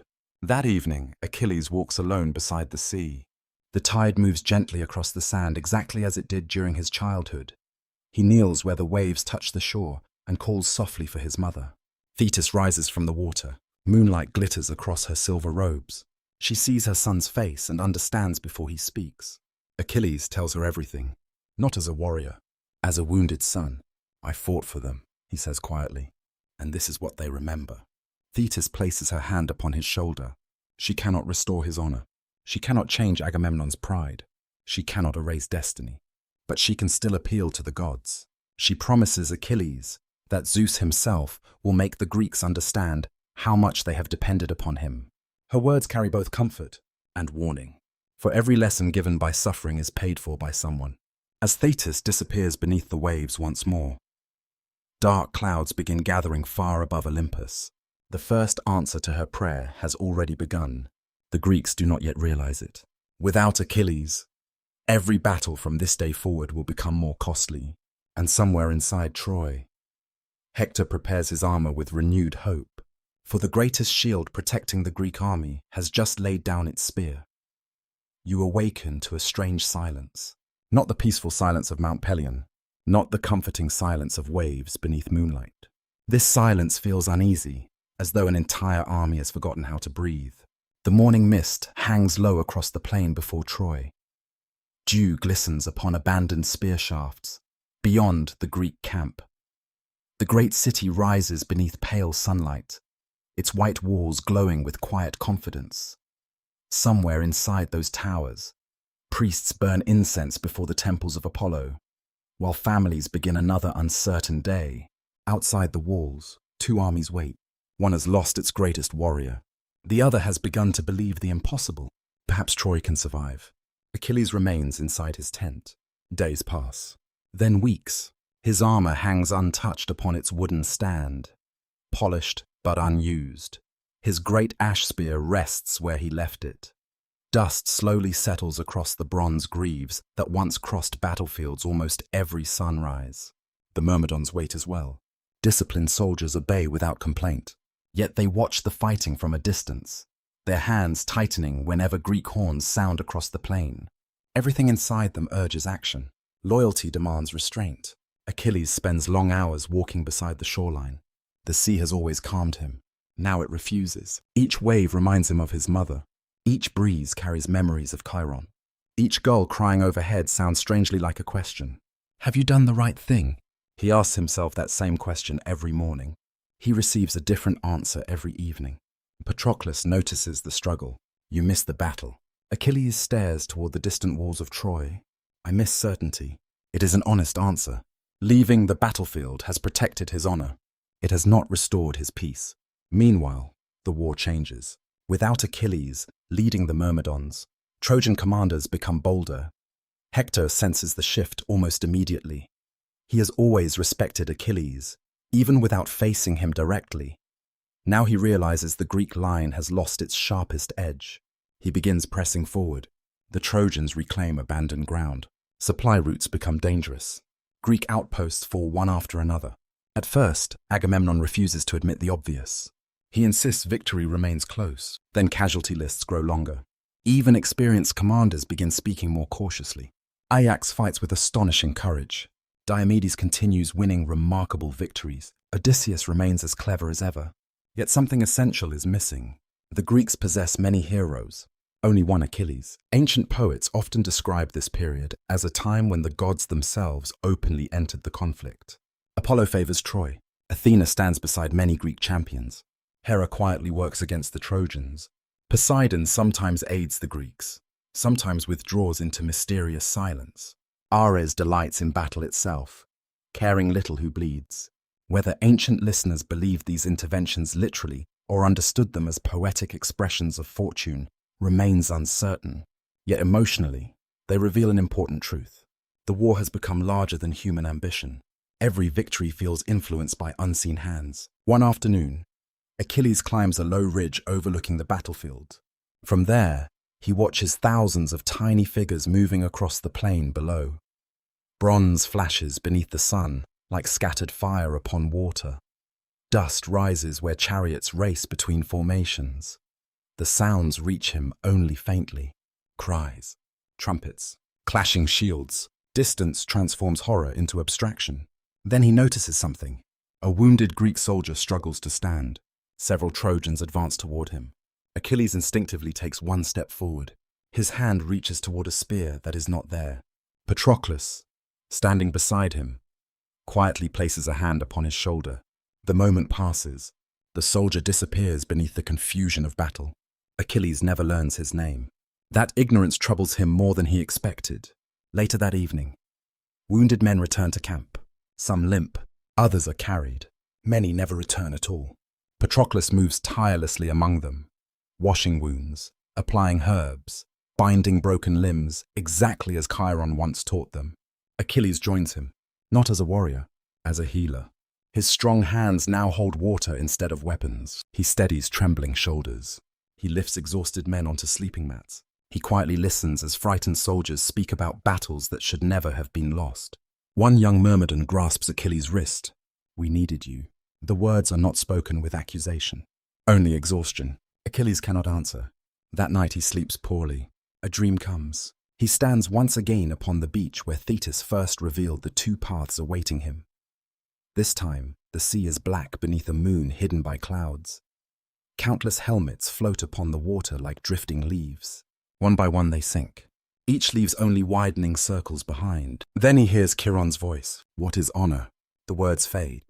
If everyone else must carry its weight, Achilles awakens before dawn. His heart beats heavily. Outside, the first birds have not yet begun singing. The camp lies wrapped in darkness. Only the watchfires remain awake. He walks quietly toward the sea. Cold water washes over his feet. He remembers another lesson from Pelion. No choice ends when it is made. Every choice continues living through its consequences. He understands now that withdrawing from battle did not freeze time. The war continued. Men continued dying. His absence became part of every new decision made upon the plain. The burden feels heavier each day, yet pride still refuses surrender. Across the camp, Agamemnon struggles with his own conscience. He never imagined Achilles would remain absent this long. At first he believed the young hero would return after a few days. Now he watches the army weaken. Kings begin speaking quietly among themselves. Some question his judgment. Others simply avoid the subject. Leadership grows lonelier. Nestor finally approaches Agamemnon with careful advice. He reminds the High King that great rulers strengthen themselves by admitting mistakes before they become disasters. Agamemnon listens, For once, he does not interrupt. Perhaps suffering has begun teaching him as well. Soon an embassy is arranged. Odysseus, Ajax, Phoenix, who helped raise Achilles during childhood. They carry magnificent gifts: gold, fine horses, beautiful armor, tripods, women skilled in weaving. Even the promise that Briseis will be returned untouched. Agamemnon offers everything except the one thing Achilles truly desires: an apology. The embassy enters Achilles' tent after sunset. Warm firelight flickers across familiar faces. Phoenix embraces the young warrior like a father greeting a beloved son. Odysseus speaks with his usual careful wisdom. Ajax chooses simpler words. All ask the same question: come back. Achilles listens respectfully. He thanks them for their friendship. Then he refuses, not because the gifts lack value, because honor cannot be purchased after it has been broken. He tells them something that surprises everyone present. My mother says 2 destinies wait for me. If he remains at Troy, glory, but an early death. If he returns home, long life, but forgotten memory. For the first time, Achilles speaks openly about the prophecy that has followed him since birth. The tent grows silent. Even Odysseus finds no immediate reply. Achilles continues, "Why should I die for a king who dishonored me?" No one answers, because no answer exists. When the embassy departs before dawn, hope leaves with it. The Greeks understand that Achilles will not return. Not yet. Not while pride still stands between him and Agamemnon. Patroclus watches the departing figures disappear into morning mist. A quiet sadness settles across his face. He loves Achilles deeply, whatever name ancient traditions choose to give that devotion. He also loves the men suffering outside these tent walls. Soon those 2 loyalties will collide. And when they do, nothing in the world, not even the gods themselves, will be able to prevent the consequences. You awaken before sunrise to the smell of smoke, not the comforting smoke of breakfast fires, not the gentle scent of olive wood burning beside quiet tents. This smoke carries urgency. It stings your eyes before you even step outside. Across the Greek camp, horns are already sounding. Men are running, some toward the shoreline, others toward the ships. The war has changed again. The embassy's failure has given Hector new confidence. Day after day, the Trojans have pressed closer to the Greek camp, driving the defenders backward across the plain. Their shields now glimmer only a short distance from the wooden walls protecting the ships. For the first time in 10 years, the Greeks fear they may lose everything. Achilles watches from the entrance of his tent. He says nothing. The cries of battle drift across the morning air. Bronze crashes against bronze. Horses scream. Arrows hiss overhead like angry insects. His hands tighten. Still he does not move. Patroclus stands beside him. Unlike Achilles, he no longer watches only armies. He watches faces. Young Myrmidons glance repeatedly toward their commander, hoping for an order that never comes. Messengers arrive throughout the morning. Diomedes has been wounded. Odysseus has fallen back. Ajax fights almost alone near the ships. Each report carries more desperation than the last. Achilles listens quietly. His expression never changes. Inside, however, another battle has already begun. Every new message pulls him in 2 directions: honor, responsibility. One demands that he remain. The other begs him to fight. By afternoon, flames suddenly rise beyond the Greek defenses. The Trojans have reached the ships. Dark smoke rolls upward into the bright summer sky. The smell of burning pine spreads across the camp. Everything the Greeks need to return home now stands in danger of becoming ash. Patroclus cannot remain silent any longer. He turns toward Achilles. His voice is calm, almost pleading. If the ships burn, he does not finish the sentence. He does not need to. Achilles knows. No ships, no return, only death. Patroclus steps closer. I am not asking you to forgive Agamemnon. Another step. I am asking you to save our people. The words strike deeper than anger ever could. Achilles lowers his eyes. For several long moments, he hears only the crackling of distant flames. At last he speaks. I cannot. Patroclus nods slowly. He has expected that answer. Then he asks another question. Let me go. Silence. Let me wear your armor. Achilles looks up sharply. Patroclus continues. The Trojans believe no one can stand against you. If they see your armor, they may retreat. It will buy the Greeks time. The idea hangs between them. Dangerous, desperate, possible. Achilles immediately sees the risk. If Hector discovers it is you, Patroclus smiles faintly. He will not. Neither man truly believes those words. Outside, another Greek ship catches fire. The orange glow reflects across polished helmets even in daylight. Time is disappearing. Achilles begins walking slowly around the tent. Every instinct warns him against this decision. Every memory of Chiron whispers caution. Then another memory returns. The lion in the forest. Sometimes courage means protecting life, not merely preserving pride. Finally, he stops. If you go, Patroclus waits. You must drive them away from the ships. Nothing more. Do not chase them. Do not pursue them to the walls. When they retreat, come back. Patroclus agrees immediately. Whether he fully intends to obey remains uncertain even to himself. Achilles helps him fasten the magnificent armor forged long ago for Peleus. Bronze breastplate. Greaves polished bright as sunlight. Helmet crowned with flowing horsehair. When Patroclus places it upon himself, something astonishing happens. Even Achilles pauses. From a distance, they appear almost identical. The Myrmidons gather outside. When they see the familiar armor, a great cry rises through the camp. Achilles steps forward before them. His voice carries clearly above the sounds of battle. Today you fight for one another. Not for treasure, not for glory, for home. The words awaken something inside every soldier. The Myrmidons surge forward behind Patroclus, like a great wave finally released. Achilles remains behind, watching, waiting, praying. The charge changes everything. Trojan warriors, believing Achilles has returned, begin falling back in confusion. Hector himself pauses upon the battlefield, surprised by the sudden appearance of the warrior he thought still absent. The burning near the ships begins to subside. Greek soldiers rally. Ajax drives the enemy backward. Hope returns. Patroclus fights magnificently. Years spent beside Achilles and Chiron reveal themselves in every movement. His spear strikes with deadly precision. His commands remain calm, even amid chaos. The Trojans retreat farther than anyone expected. Then, the moment arrives, the moment Achilles feared from the beginning. Victory begins whispering, keep going. One more charge, one more victory, one more step. Patroclus sees the Trojans fleeing toward their city. The walls of Troy stand ahead. So close, too close, whether carried away by success, swept along by the momentum of battle, or guided unknowingly by fate itself. Patroclus continues the pursuit. He has crossed the boundary Achilles begged him never to cross. Ancient poets describe Apollo himself intervening. Invisible, unseen, the god strikes Patroclus from behind, stunning him just long enough for destiny to continue its work. His helmet falls. The disguise begins to fail. A Trojan warrior wounds him. Then Hector arrives. The Prince of Troy stands over the fallen figure. Only now does he realize the truth. This is not Achilles. It is someone else, someone precious. Hector drives his spear forward. The battlefield seems to stop breathing. Patroclus falls upon the dust. The sounds around him fade. He looks toward the distant sea where Greek ships shimmer beneath the afternoon sun. He thinks of Pelion, of Chiron, of evenings beside quiet campfires, of Achilles. Hector kneels beside him.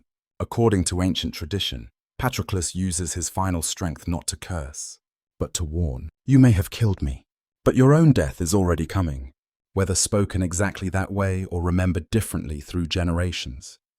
The prophecy survives in every telling. Hector says nothing. He removes Achilles' armor from the fallen body, the greatest prize upon the battlefield, far away inside the Greek camp. Achilles suddenly feels something impossible to explain. He stops walking. The wind changes. The sea becomes strangely still. Some ancient traditions say his immortal horses begin weeping. Others claim his mother hears his grief before any messenger arrives. Perhaps love recognizes loss faster than words. A lone survivor races toward the camp. Dust covers his face. Blood stains his clothing. He stumbles repeatedly before finally reaching Achilles' tent. He cannot speak at first. Only after several desperate breaths do the words emerge. Patroclus. The name alone is enough. Achilles already knows. No. The messenger lowers his head. He is dead. The world becomes silent. Not because the battle has ended. Not because the sea has stopped. Because grief has erased every other sound. Achilles does not cry immediately. He simply stands, unable to breathe, unable to think, unable to imagine a world in which Patroclus no longer walks beside him. Then the sorrow arrives, not gently, like a storm breaking open the sky. He tears handfuls of dust across his hair.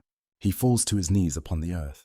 A cry escapes him so deep that ancient storytellers believed it reached the sea itself. Far beneath the waves, Thetis hears. She rises immediately. For years she feared the prophecy. She expected the day her son would die. She never imagined the first fatal wound would strike his heart instead. Everything changes with this moment. The proud warrior disappears. The wounded friend remains, and from the ashes of unbearable grief, wrath begins to awaken. You stand beside Achilles, while night settles over the Greek camp like a dark veil. The fires burn low. Soldiers speak in hushed voices. No music rises from the tents. No laughter moves across the shore. Even the sea seems quieter than before, as though the waves themselves understand that something sacred has been broken. Patroclus lies beneath a cloak. The body has been recovered after a long struggle on the battlefield. Men carried him back through dust, blood, and fading sunlight. Now he rests inside Achilles' tent, surrounded by oil lamps whose small flames tremble in the heavy air. Achilles sits beside him. He has not moved for hours. Dust remains in his hair. His hands are stained with earth. His eyes appear fixed upon a face that will never look back. This is the price he never imagined. Not his own death, someone else's, someone he loved. The consequence of pride has finally taken human form. Every choice returns to him. His refusal to fight, the armor he allowed Patroclus to wear, the warning he gave too late, the permission that sent his dearest companion into battle. Achilles repeats none of these thoughts aloud. He does not need to. They surround him. Thetis rises from the sea with the daughters of Nereus. Their voices carry a low, mournful sound across the shoreline. The lament is soft, almost musical. Yet it seems to deepen every shadow within the camp. She enters the tent and kneels beside her son. For once, she offers no promise of protection. No escape, no hidden road, only presence. Achilles tells her he will kill Hector. Thetis closes her eyes. She knows what that choice means. Long ago, prophecy offered Achilles two paths. Now the choice has narrowed. If he returns to battle and kills Hector, his own death will soon follow. The warning has become precise. Thetis tells him gently. He listens, then answers with terrible calm. Then let it come. The words reveal how completely grief has changed him. Before Patroclus died, Achilles feared losing life before earning enough glory. Now life without Patroclus feels almost empty. His desire has changed. He no longer seeks remembrance. He seeks vengeance. That shift makes him more dangerous than ever. Thetis touches his face.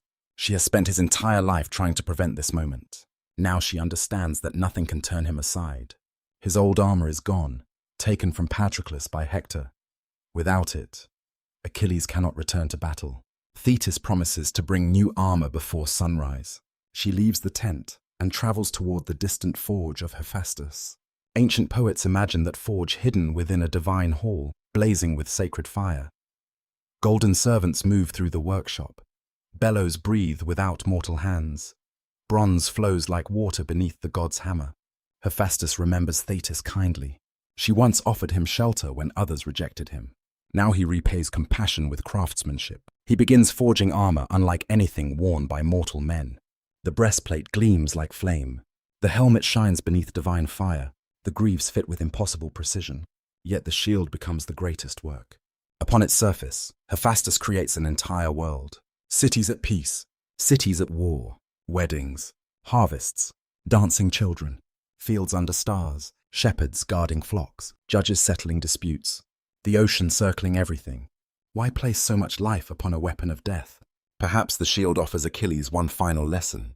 The world is larger than war, larger than grief, larger even than him.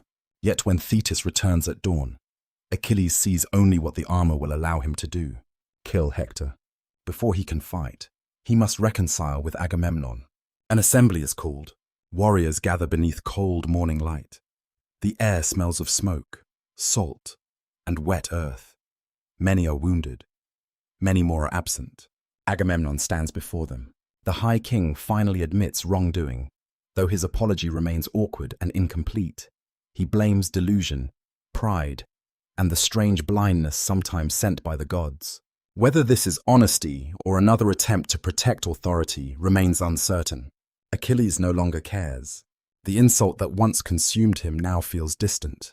He tells Agamemnon that their quarrel should end, not because forgiveness has fully arrived, because Patroclus is dead. Some wounds make earlier anger seem small. Briseis returns to Achilles' tent. When she sees Patroclus beneath the cloak, grief overwhelms her. She kneels beside him and weeps for the man who treated her with kindness when she had lost everything. Her sorrow deepens Achilles' guilt. Patroclus had promised that peace might one day return. Now that promise lies silent. The Myrmidons prepare for battle. Achilles refuses food. Odysseus urges him to eat before fighting. Athena, some traditions say, secretly sustains him with divine nourishment. Whether literal or symbolic, the meaning is clear. Achilles is no longer living by ordinary strength. He is being carried by something beyond reason. When he steps outside wearing the new armor, the camp falls silent. Sunlight strikes the bronze. Men shield their eyes. For a moment, Achilles appears almost divine. Almost. His grief remains entirely human. He approaches his horses. One of them, Xanthus, suddenly speaks. Hera grants the animal a voice for only a moment. The horse warns Achilles that he will not survive much longer. The words do not surprise him. He answers quietly, "I know." Then he climbs into the chariot. The Greek army advances. The Trojans see Achilles and understand immediately. The disguise is gone. This is the real warrior. Hector orders his men to hold formation, but fear moves through them like wind through grain. Achilles enters battle with overwhelming force. His spear flashes. His shield turns aside every blow. He moves faster than exhausted eyes can follow. Yet there is no joy in him, no calm, no balance, only rage. He kills men who never touched Patroclus. He pursues those already fleeing. He refuses mercy. The river Scamander becomes crowded with bodies. Its waters run dark beneath the sun. Ancient tradition describes the river god himself rising in anger. The current swells against Achilles. Water crashes over the banks, roots tear free. Mud drags at his legs. For the first time that day, Achilles nearly disappears beneath something stronger than his wrath. The gods intervene. Fire from Hephaestus drives back the river. The battle continues. The episode carries a deeper meaning. Nature itself recoils from excess. Achilles has crossed beyond heroic courage into destruction. His grief explains him. It does not excuse everything. At last, the Trojans retreat behind their walls. Only Hector remains outside. Priam watches from the tower. Hecuba cries out for her son to return. Andromache does not yet know what is happening. Hector stands alone before the gates. He considers entering. Then shame stops him. He led the Trojans into this danger. Now he believes he must face the consequence. When Achilles approaches, Hector loses courage. He runs. 3 times they circle Troy. A strange image. The greatest defender of the city fleeing the greatest warrior of Greece, while gods and mortals watch. Some traditions say Athena deceives Hector by appearing as his brother. Believing help has arrived, Hector stops. He turns. The duel begins. Hector throws first. His spear misses. He looks for the brother who promised another weapon. No one stands there. The truth becomes clear. He is alone. Hector asks Achilles for one agreement. Whoever dies should receive proper burial. Achilles refuses. Grief has closed every door to mercy. They fight beneath the walls, while Trojan families watch in silence. At last, Achilles finds the opening. His spear enters Hector's neck. The prince falls. Dust gathers around his body. Hector uses his final breath to repeat the prophecy. Achilles will soon die. Paris and Apollo will bring it. Achilles hears. He feels nothing. He removes Hector's armor. Then he does something that even many Greeks find horrifying. He ties the body behind his chariot. The horses begin running. Hector's body drags through the dust before the walls of his home. Priam cries out. Hecuba collapses. Troy mourns. Achilles returns to the Greek camp carrying vengeance, but not relief. That night, Patroclus appears in a dream. He stands beside Achilles exactly as before, yet separated by a darkness no hand can cross. He asks for burial. Until the rites are completed, his spirit cannot pass into the world beyond. Achilles reaches toward him. His arms close around empty air. He awakens weeping. Hector is dead. The promise has been fulfilled. Still, grief remains. Vengeance has changed nothing that truly matters. And beyond the camp, an old king is preparing to cross enemy lines alone. carrying no weapon except love for his dead son. You awaken to the quiet crackle of funeral fires beneath a moonless sky. The Greek camp has finally grown still after many days of violence. Patroclus has received the rites he requested in Achilles' dream. His body was washed with warm water, anointed with fragrant oils, and placed upon a carefully built pyre. The flames rose high into the darkness while the myrmidons stood nearby in silence. Achilles watched until nothing remained but embers. He cut a lock of his hair and placed it with Patroclus, surrendering an offering once promised to the river of his homeland.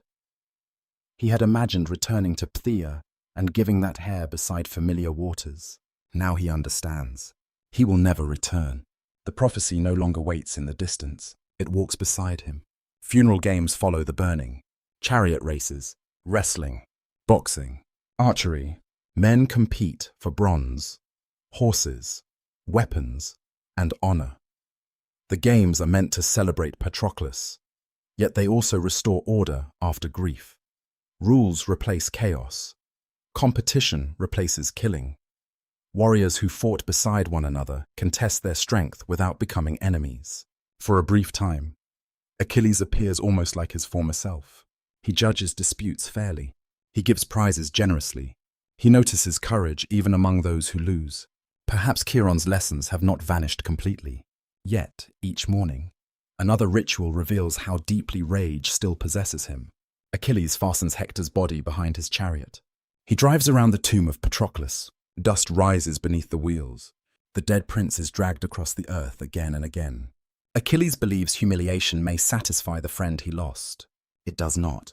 Some ancient traditions say Apollo protects Hector's body from decay.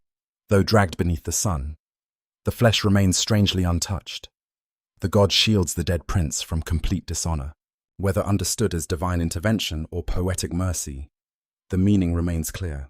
Even wrath has boundaries. Achilles has crossed them. The gods begin to speak. Some condemn him, others remember his grief. Zeus watches from Olympus and decides that Hector must be returned to his family.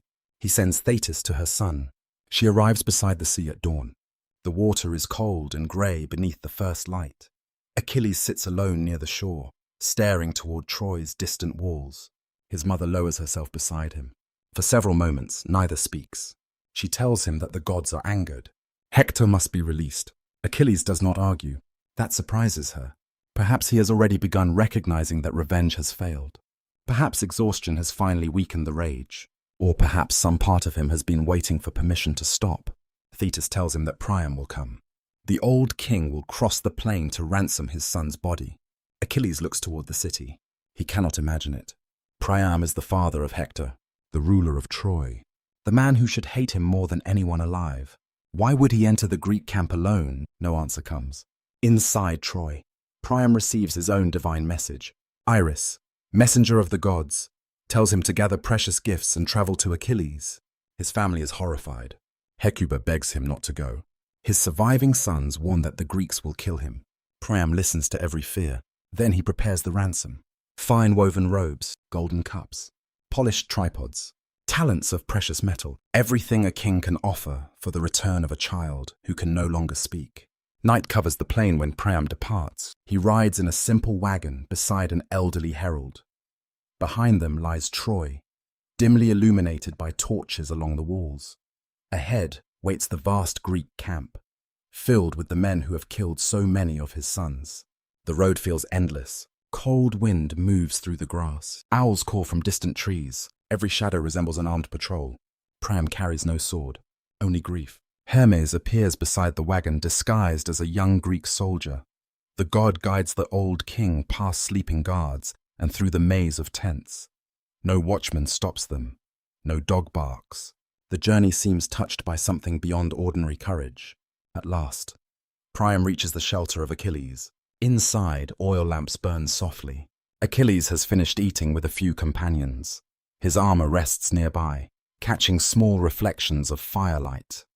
The same armor that shone before Hector's final moments now stands silent against the wall. Priam enters unnoticed. Then he kneels. Achilles turns, before anyone can stop him. The king of Troy takes Achilles' hands and kisses them, the hands that killed Hector. the hands that dragged his body through dust. The gesture shocks everyone inside the tent. Priam looks into Achilles' face. He does not speak first as a king. He speaks as a father. He asks Achilles to remember Peleus, the old man waiting in Phthia, the father who may still hope his son will return. Priam says Peleus at least possesses hope. He himself has lost nearly everything. Many of his sons are dead. Hector, the greatest among them, lies unburied in an enemy camp. The words create something no weapon could achieve. Achilles sees his father, not literally, for one brief moment. Priam's aged face becomes the face of Peleus. He imagines the old king receiving news of his death. He imagines empty halls in Phthia, a chair beside the fire that will never again be filled. The grief Achilles has resisted finally changes shape.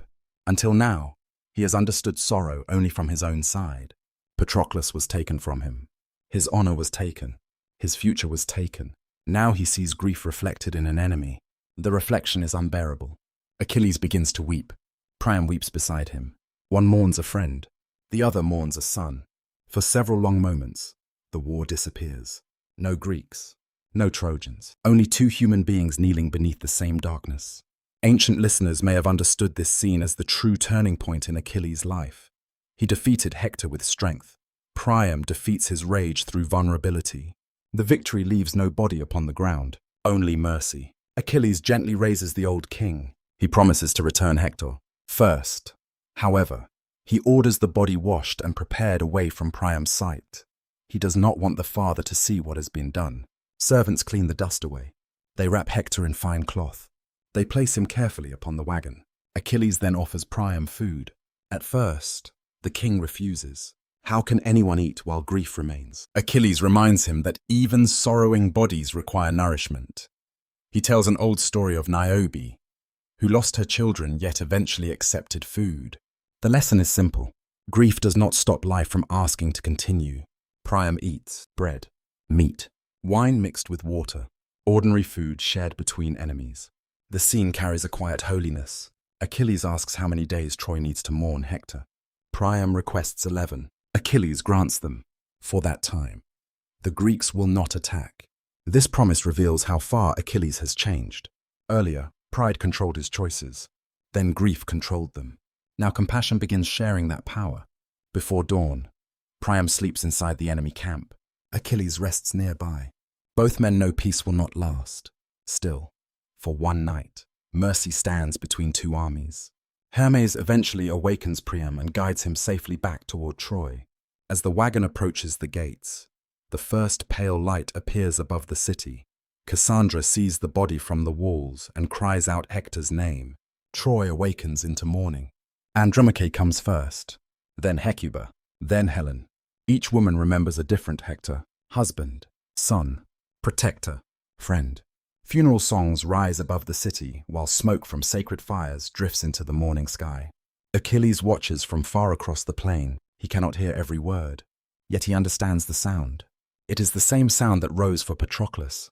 For the first time, Hector no longer feels like an enemy. He feels like someone loved. That realization does not end the war. It does something more difficult. It restores part of Achilles' humanity. But mercy cannot undo prophecy. Hector has been buried. Patroclus has crossed into memory, and somewhere beyond the quiet days of mourning, the final path of Achilles is already waiting. You remain beside Achilles as the 11 days of mourning pass across the plain before Troy. The fighting has stopped. No arrows darken the sky. No chariots race between the armies. No wounded men cry beneath the walls. For the first time in many years, silence lies between Greeks and Trojans. It is not peace, only a pause. Yet even a pause can reveal what war has hidden. Each morning, mist rises gently from the ground. Shepherds beyond the battlefield lead surviving flocks toward distant hills. Birds return to places they abandoned during the fighting. Wildflowers push through soil disturbed by wheels, hooves, and bronze-clad feet. Life continues. Achilles notices. He spends long hours beside the sea, no longer driven by rage, yet unable to return to the man he was before Patroclus died. Grief has not disappeared. It has settled deeper, becoming quieter and heavier. Thetis visits less often now. Perhaps she understands that no warning can alter the road ahead. Perhaps she has begun mourning before death arrives. When she does appear, mother and son speak differently. Achilles no longer asks whether fate can be escaped. Thetis no longer promises protection. They speak of Peleus, of childhood, of Mount Pelion, of ordinary memories that once seemed too small to matter. Achilles remembers the warmth of fresh bread in his father's halls. He remembers the rough texture of practice spears beneath his palms. He remembers Chiron's cave filled with herbs, music, and soft firelight. He remembers Didomir. He remembers Skyros. So much of life is understood only when it can no longer be repeated. One evening, Thetis asks whether he regrets choosing Troy. The question remains between them while waves fold gently across the sand. Achilles could answer yes. He has lost Patroclus. He has lost his future. He has caused suffering he cannot undo. Yet the answer does not come easily. Without Troy, would he have understood friendship so deeply? Would he have known the cost of pride? Would he have learned mercy from Priam? Perhaps wisdom arrives through roads no one would willingly choose. At last, Achilles speaks. I regret what I became. Thetis watches him closely. Not everything. His answer carries no comfort, only honesty. Ancient storytellers often remembered Achilles as a figure divided between two kinds of immortality. His mother offered the possibility of divine life. Poetry offered something else, memory. The body would vanish. The name would remain. Yet Achilles now understands that memory cannot embrace anyone. Songs cannot return Patroclus. Glory cannot sit beside Peleus during winter evenings. The reward he once desired appears colder from within. His mother's warning returns again. Glory is brightest from a distance. Now Achilles stands inside its fire. He knows how it burns. The truce ends. Trumpets sound once more across the plain. Men fasten armor. Shields are lifted. The war resumes because the forces carrying it forward are larger than any single moment of compassion.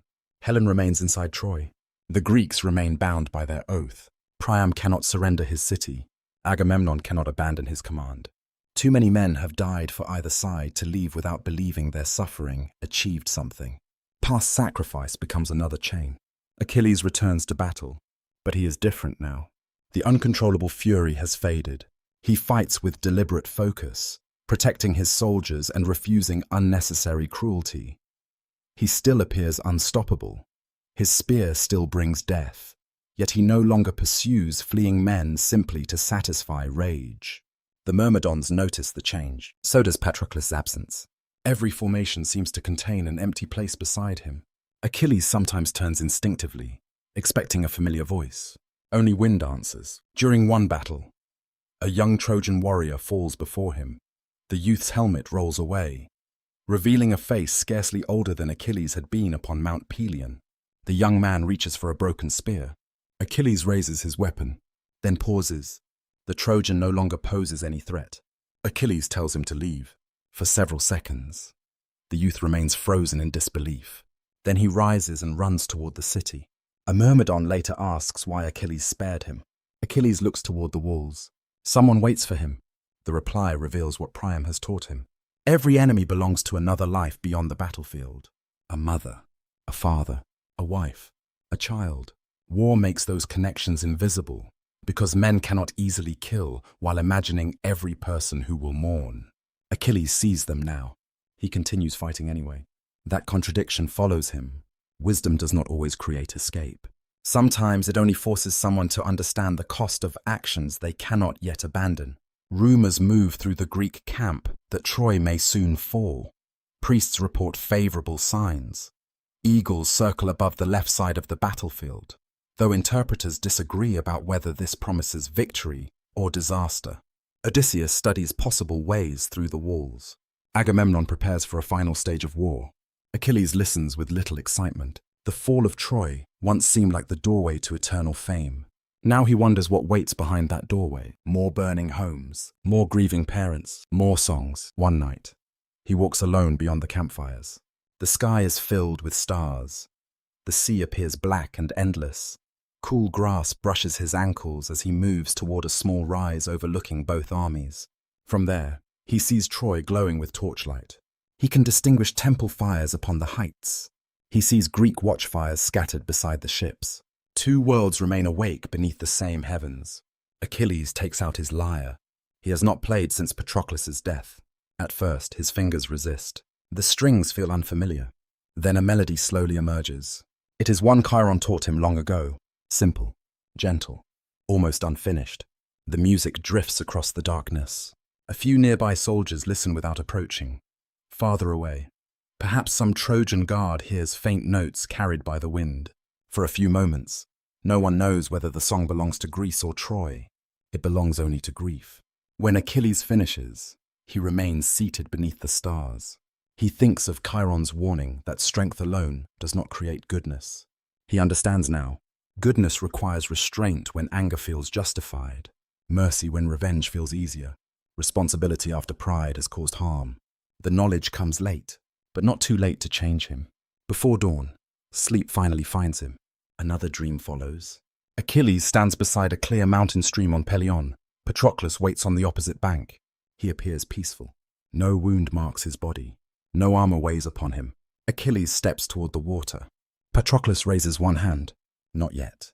No words are spoken, yet the meaning is clear. Achilles looks down. The stream reflects not his face, but countless scenes from his life. Thetis holding him beside the sea, Pallas smiling in the palace, Chiron guiding his hand around a lyre, Didymir beneath the pomegranate trees, Briseis mourning beside the funeral bier, Priam kneeling inside the tent. Every relationship has shaped him. No hero becomes alone. When Achilles looks up again, Patroclus has vanished. Only sunlight remains upon the opposite bank. He awakens as dawn touches the horizon. The dream leaves him strangely calm. Ancient Greeks believed dreams might arrive from divine gates, one carrying truth and another carrying illusion. No one could always determine which path a vision had taken. Achilles does not try. He accepts the comfort. That morning, a seer approaches him with another warning. The words are careful. The end is close. The prophecy has not changed. Paris will play a part. Apollo may guide the final blow. Achilles listens without anger. Once, such a warning would have filled him with defiance. Now it brings clarity. He orders his possessions arranged. Certain treasures will return to Peleus. Others will be given to the Myrmidons. He asks that Briseis receive protection if he dies. He speaks privately with his captains, preparing them for leadership without him. Responsibility has finally replaced the illusion that strength makes someone permanent. Later, Achilles stands beside Patroclus's tomb. He places one hand upon the cool stone. "I understand now," he says softly. What he understands remains uncertain. Perhaps that glory is never worth love. Perhaps that mortality gives every choice meaning.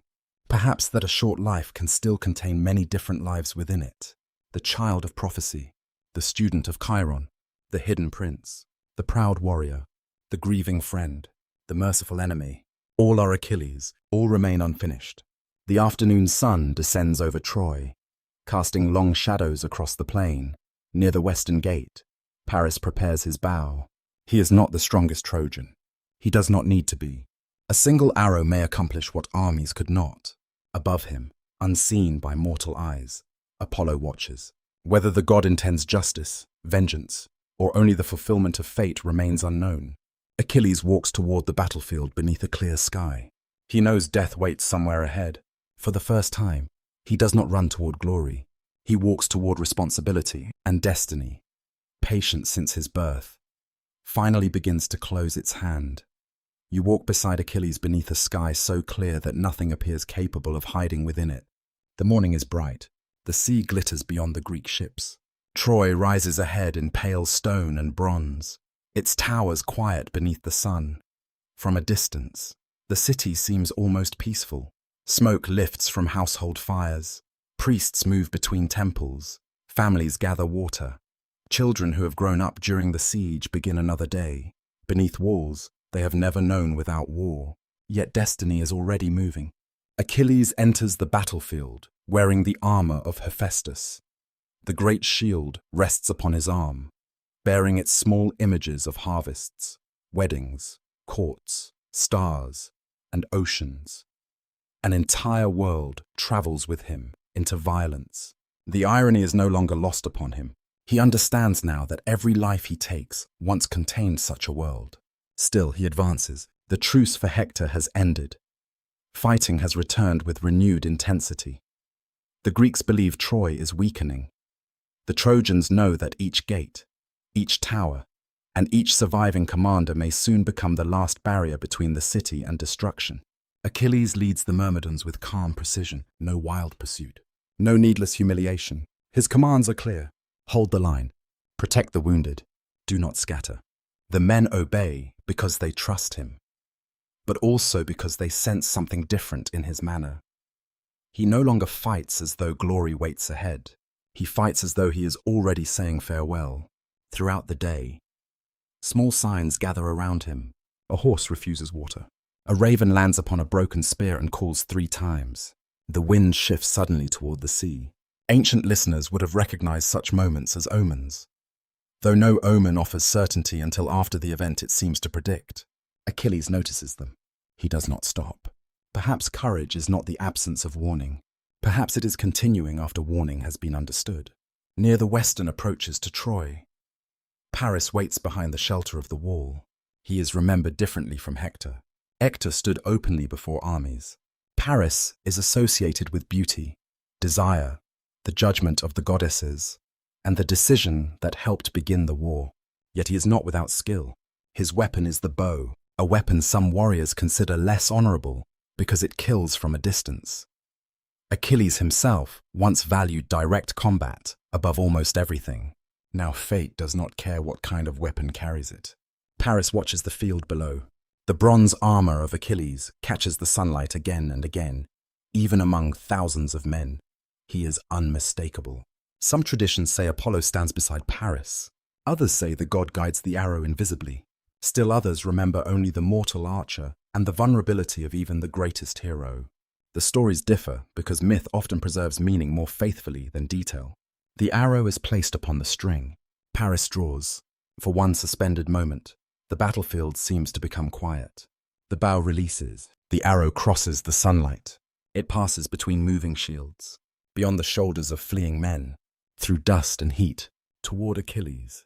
Later traditions place the wound in his heel, the one part of his body left vulnerable when Thetis dipped him into the river Styx. This image became so powerful that the phrase Achilles' heel would survive for centuries as a symbol of hidden weakness. Yet the earliest Greek poetry does not describe him as invulnerable. In those older traditions, Achilles is mortal everywhere. The arrow may have struck his ankle, his lower leg, perhaps another exposed point in his armor. The exact location matters less than the truth it reveals. No strength removes mortality. The arrow strikes. Achilles stumbles. At first, the pain feels almost small, a sharp interruption, nothing more. He looks down and sees the shaft. The world continues moving around him. Men shout, spears clash, dust turns beneath countless feet. He tries to stand fully. His leg refuses. The Myrmidons immediately close around him. One captain reaches for the arrow. Achilles stops him. He understands. The prophecy returns with complete clarity. Paris, Apollo, the end after Hector. Every warning has gathered into this single instant. For years, Achilles imagined he would meet death in a great duel beneath the gaze of 2 armies. Perhaps he expected thunder, divine voices, or some unmistakable final challenge. Instead, mortality arrives quietly. One arrow, one opening, one breath that feels different from the breath before it. The Trojans recognize what has happened. A cry rises from the walls. Paris lowers his bow, uncertain whether triumph or fear should follow. The Greeks surge forward to protect Achilles. A violent struggle begins around his body. Ajax fights like a moving fortress, raising his shield against arrows and spears. Odysseus helps direct the defense. Myrmidons form a wall of bronze while others attempt to lift their commander. Achilles remains conscious. He grips his spear. Even wounded, he strikes at those who come too close. Ancient storytellers refuse to let him fall without resistance. His final battle is not for glory. It is for the men trying to carry him home. Blood darkens the ground beneath him. The shield of Hephaestus lies nearby, its images of peaceful life streaked with dust. Achilles glances toward it. Perhaps he sees the tiny fields, the dancers, the stars, the ocean surrounding everything. Perhaps he remembers the lesson too late, or perhaps he finally understands it completely. The Myrmidons lift him. They begin moving toward the ships, while Ajax and Odysseus defend the retreat. Every step shakes the arrow. Every movement deepens the wound. Achilles looks toward Troy. He does not curse Paris. He does not call for the city to burn. The rage that once ruled him is gone. Instead, he asks one question. Are the men safe? A captain answers that they are still fighting their way back. Achilles grips his arm. Do not lose anyone for me. The words reveal the final measure of his change. The young warrior who once allowed an army to suffer for wounded honor now begs that no more lives be spent preserving his own. They carry him through the Greek defenses. News spreads faster than the men themselves. Achilles is wounded. Achilles is dying. Soldiers leave cooking fires. Healers rush from their tents. Briseis hears the cries and runs toward the gathering crowd. Agamemnon stands motionless when the message reaches him. For a moment, the High King remembers the assembly where pride began the chain of events that led here. No victory can erase that memory. Achilles is placed inside his tent, the same shelter where Priam once knelt, the same place where Patroclus lay beneath a cloak. Now the circle closes. Physicians examine the wound. They cut away bronze and cloth. They prepare herbs. They attempt to slow the bleeding. Achilles watches their faces. He knows before they speak. Outside, the Myrmidons gather in silence. Some weep openly. Others stare at the ground. Men who once believed their commander almost divine are forced to witness the body beneath the legend. Thetis rises from the sea. This time, she does not hurry. She has felt the moment approaching for years. The waves part around her as she walks toward the camp. Her sisters follow, singing the beginning of a lament no mortal wishes to hear. She enters the tent. Achilles looks at his mother. For a moment, he becomes a child again. Not the warrior of Troy, not the destroyer of Hector, only the son she held beside the sea. Thetis kneels. She takes his hand. I tried, she whispers. Achilles understands everything contained within those words. The sticks, the fire, the hiding on Skyros, the warnings, the bargains with gods, every attempt to keep death away. He answers gently, I know. No blame remains between them, only love and helplessness. He asks about Peleus. Thetis promises that his father will be told with honor. Achilles closes his eyes. He imagines Pythia, the old halls, the familiar mountains, a road he will never walk again. He asks that his ashes be placed with those of Patroclus, not separated, not divided by rank, together. The request is accepted. Briseis approaches. She cannot speak. Achilles asks that she be protected and allowed a future beyond the camp. Agamemnon hears the request and promises it, whether from remorse, respect, or both. His voice breaks. Odysseus stands nearby. Ajax, Phoenix, the surviving captains of the Myrmidons, each carries a different memory of Achilles. The proud young warrior at Aulis, the unstoppable force before Troy, the musician in his tent, the grieving friend, the man who spared an enemy. No single memory is complete. Achilles' breathing grows slower. The sounds of the camp begin to recede. He hears the sea, or believes he does. The gentle rhythm carries him back through time. Mount Pelion beneath morning mist, Chiron beside the fire, Patroclus laughing somewhere beyond the trees, a stream flowing over smooth stones. In his final moments, Achilles does not see a throne among the gods. He sees someone waiting on the opposite bank. Patroclus raises one hand. This time, he does not say not yet. Achilles exhales. The hand held by Thetis becomes still. Outside the tent, the lament begins. It passes through the Greek camp like wind through a forest. Men lower their weapons. Horses turn their heads toward the sound. Even across the plain, the Trojans understand. The greatest warrior of the Greeks is dead. Troy has survived Achilles, but only for a little longer. His death does not end the war. It ends something more intimate. The life of a man who was promised glory and discovered too late that love was the greater treasure. The arrow has fulfilled prophecy. Yet fate has not spoken the final word, for the body will burn. The armor will pass to another hero. The city will eventually fall. And the name Achilles will travel far beyond every kingdom that knew him alive.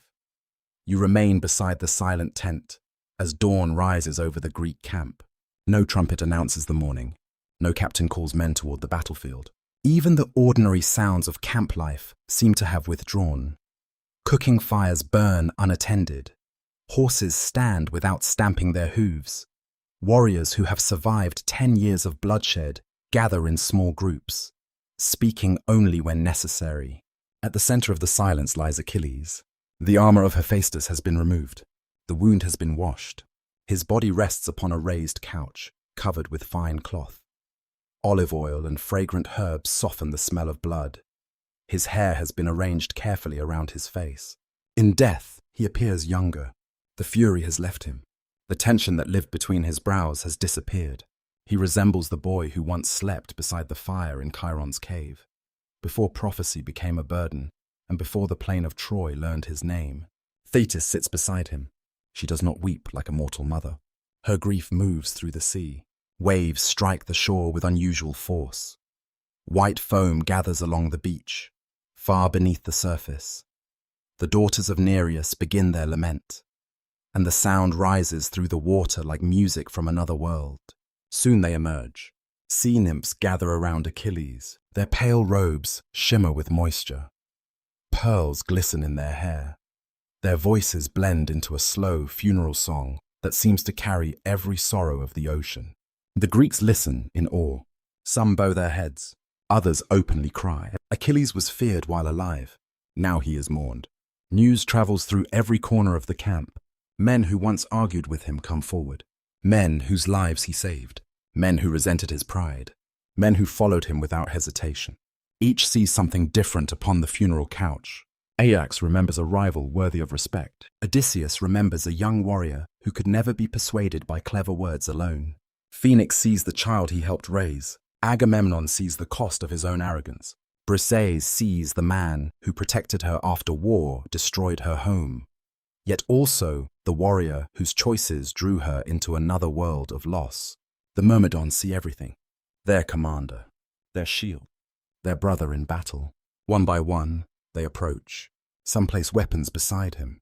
Others lay small objects from home. A carved wooden horse, a bronze clasp, a smooth stone carried from Phthia. Offerings too humble for kings, yet heavy with memory. Ancient funeral customs were built around the belief that grief required action. The dead had to be washed, anointed, mourned, burned, gathered, buried. Without these acts, sorrow remained shapeless. Ritual gave the living something to do when nothing could be repaired. For 17 days, according to some traditions, Achilles is mourned. The number may belong more to poetry than history, yet it suggests the scale of the loss. The fighting pauses again. The Trojans remain behind their walls. They do not attack. Perhaps they fear divine anger. Perhaps they respect the dead. Perhaps they simply need time to understand that the warrior who haunted their dreams will never appear before the gates again. Inside Troy, reactions are complicated. Some celebrate quietly. Others remember Hector.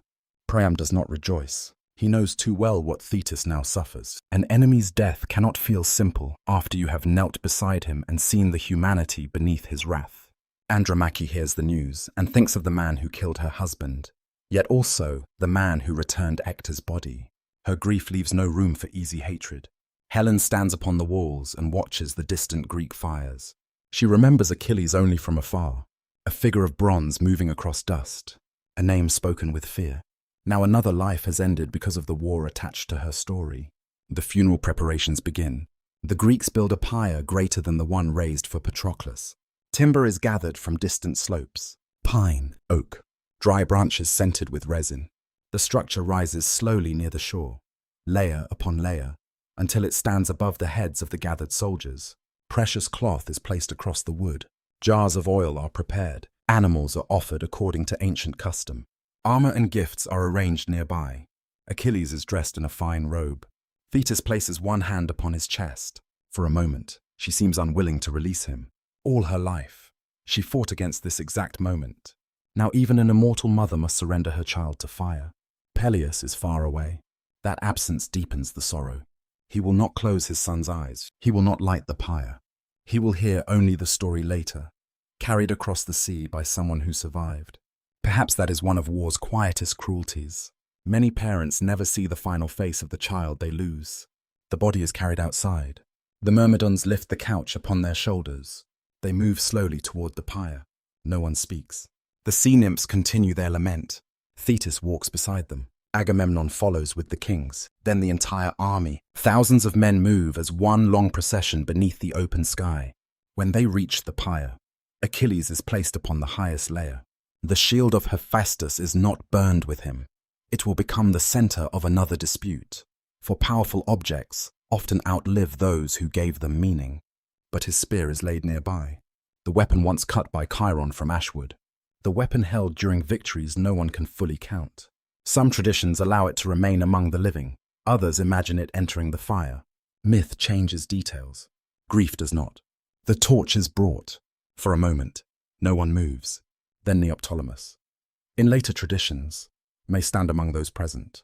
The son of Achilles and Didomea, still very young, brought from Skyros after prophecy declares that Troy cannot fall without him.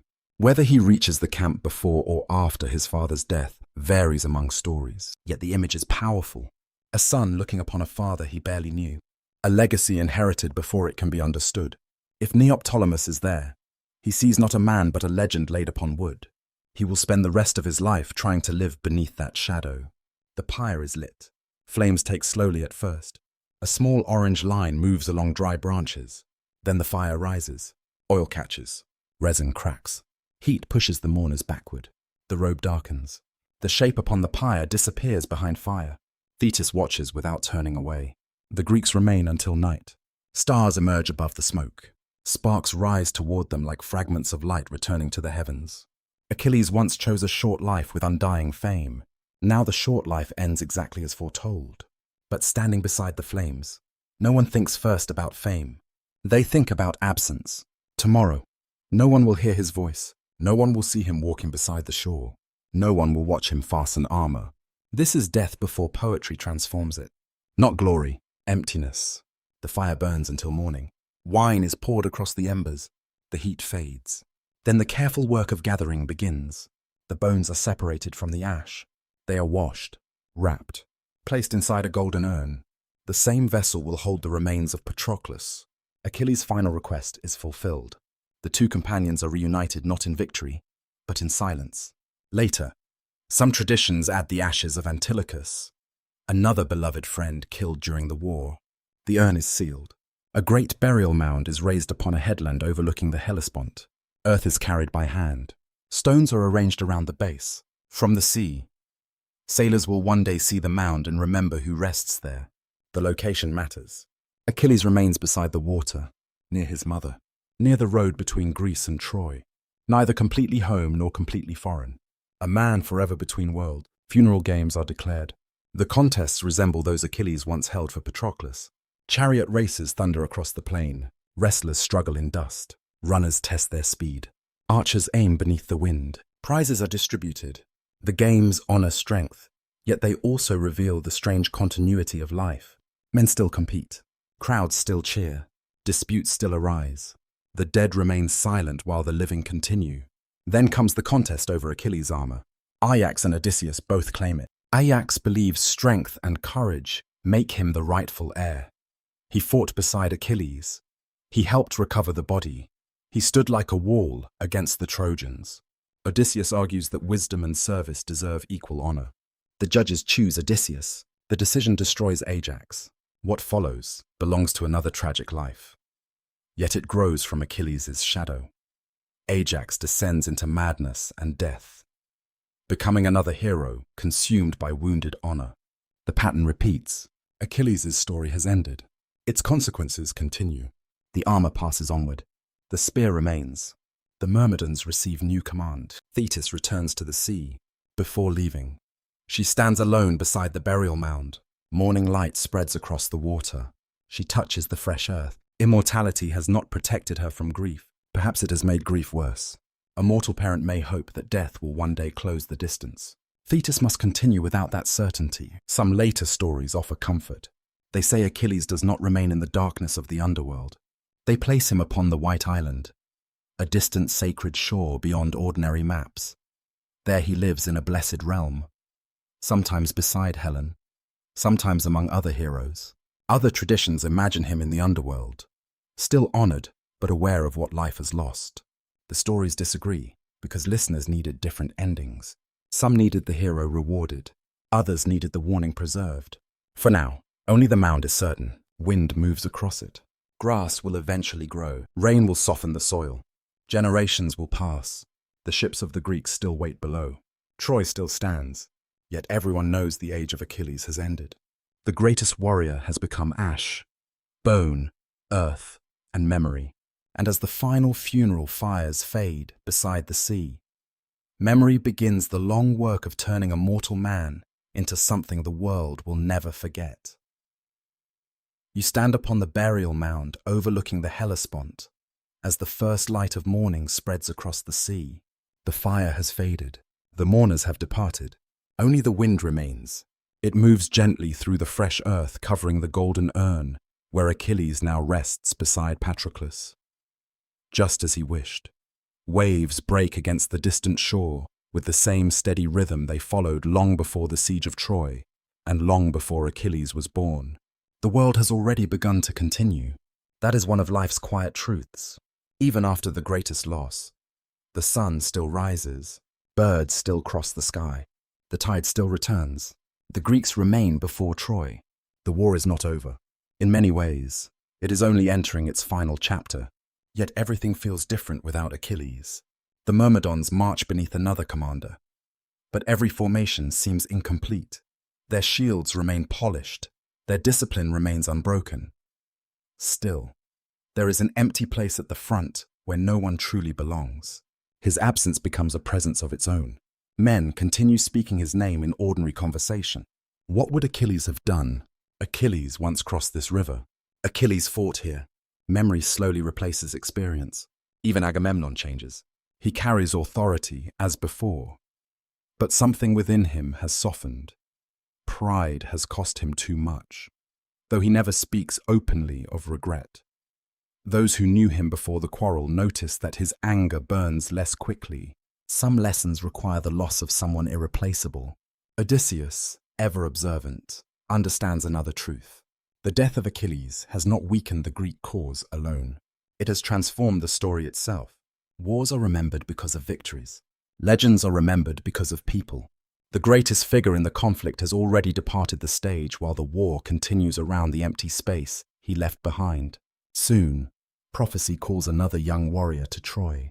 Neoptolemus, the son of Achilles and Didamia, still scarcely more than a youth. He is brought from Skyros after seers declare that Troy cannot be conquered without him.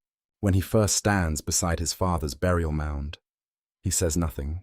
What words could possibly reach a man he never truly knew? He has inherited the strongest name in Greece, a gift, a burden, a shadow stretching across an entire lifetime. Those who look upon Neoptolemus search constantly for traces of Achilles, his face, his strength, his courage. Yet no son can become another man. He must discover his own path. The spear once carried by Achilles eventually passes into his hands. It feels strangely heavy, not because of its ashwood, because of everything it remembers. The war itself finally reaches its famous conclusion through cunning rather than overwhelming force. The great wooden horse, the hidden warriors, the burning of Troy. Achilles does not witness any of it. That absence carries quiet significance. The greatest warrior could not win the war alone. In the end, strategy succeeds where unmatched strength could not. Perhaps the myths gently remind us that courage and wisdom must eventually walk together. Long after Troy falls, stories about Achilles begin changing. Some travelers claim sailors see a radiant figure walking along the White Island, far out in the Black Sea. They speak of a sacred place where no ordinary mortal may remain after sunset. Birds are said to keep the island clean. The waves themselves are unusually calm. There, they say, Achilles continues living among blessed heroes. Whether such tales were believed literally matters less than why they appeared. People found it difficult to imagine that a life burning so brightly could simply end. Other traditions tell a different story. In the realm beneath the earth, Odysseus later encounters the spirit of Achilles, when the living hero praises him as the greatest among the dead. Achilles gives an answer that echoes across centuries. He would rather live as the poorest servant upon the earth than rule over every soul in the underworld. The words surprise many readers. The warrior who once chose everlasting glory now reveals the hidden cost of that choice. Life itself possesses a value no song can replace. The statement does not erase his earlier decision. Instead, it deepens it. Young Achilles pursued eternal fame.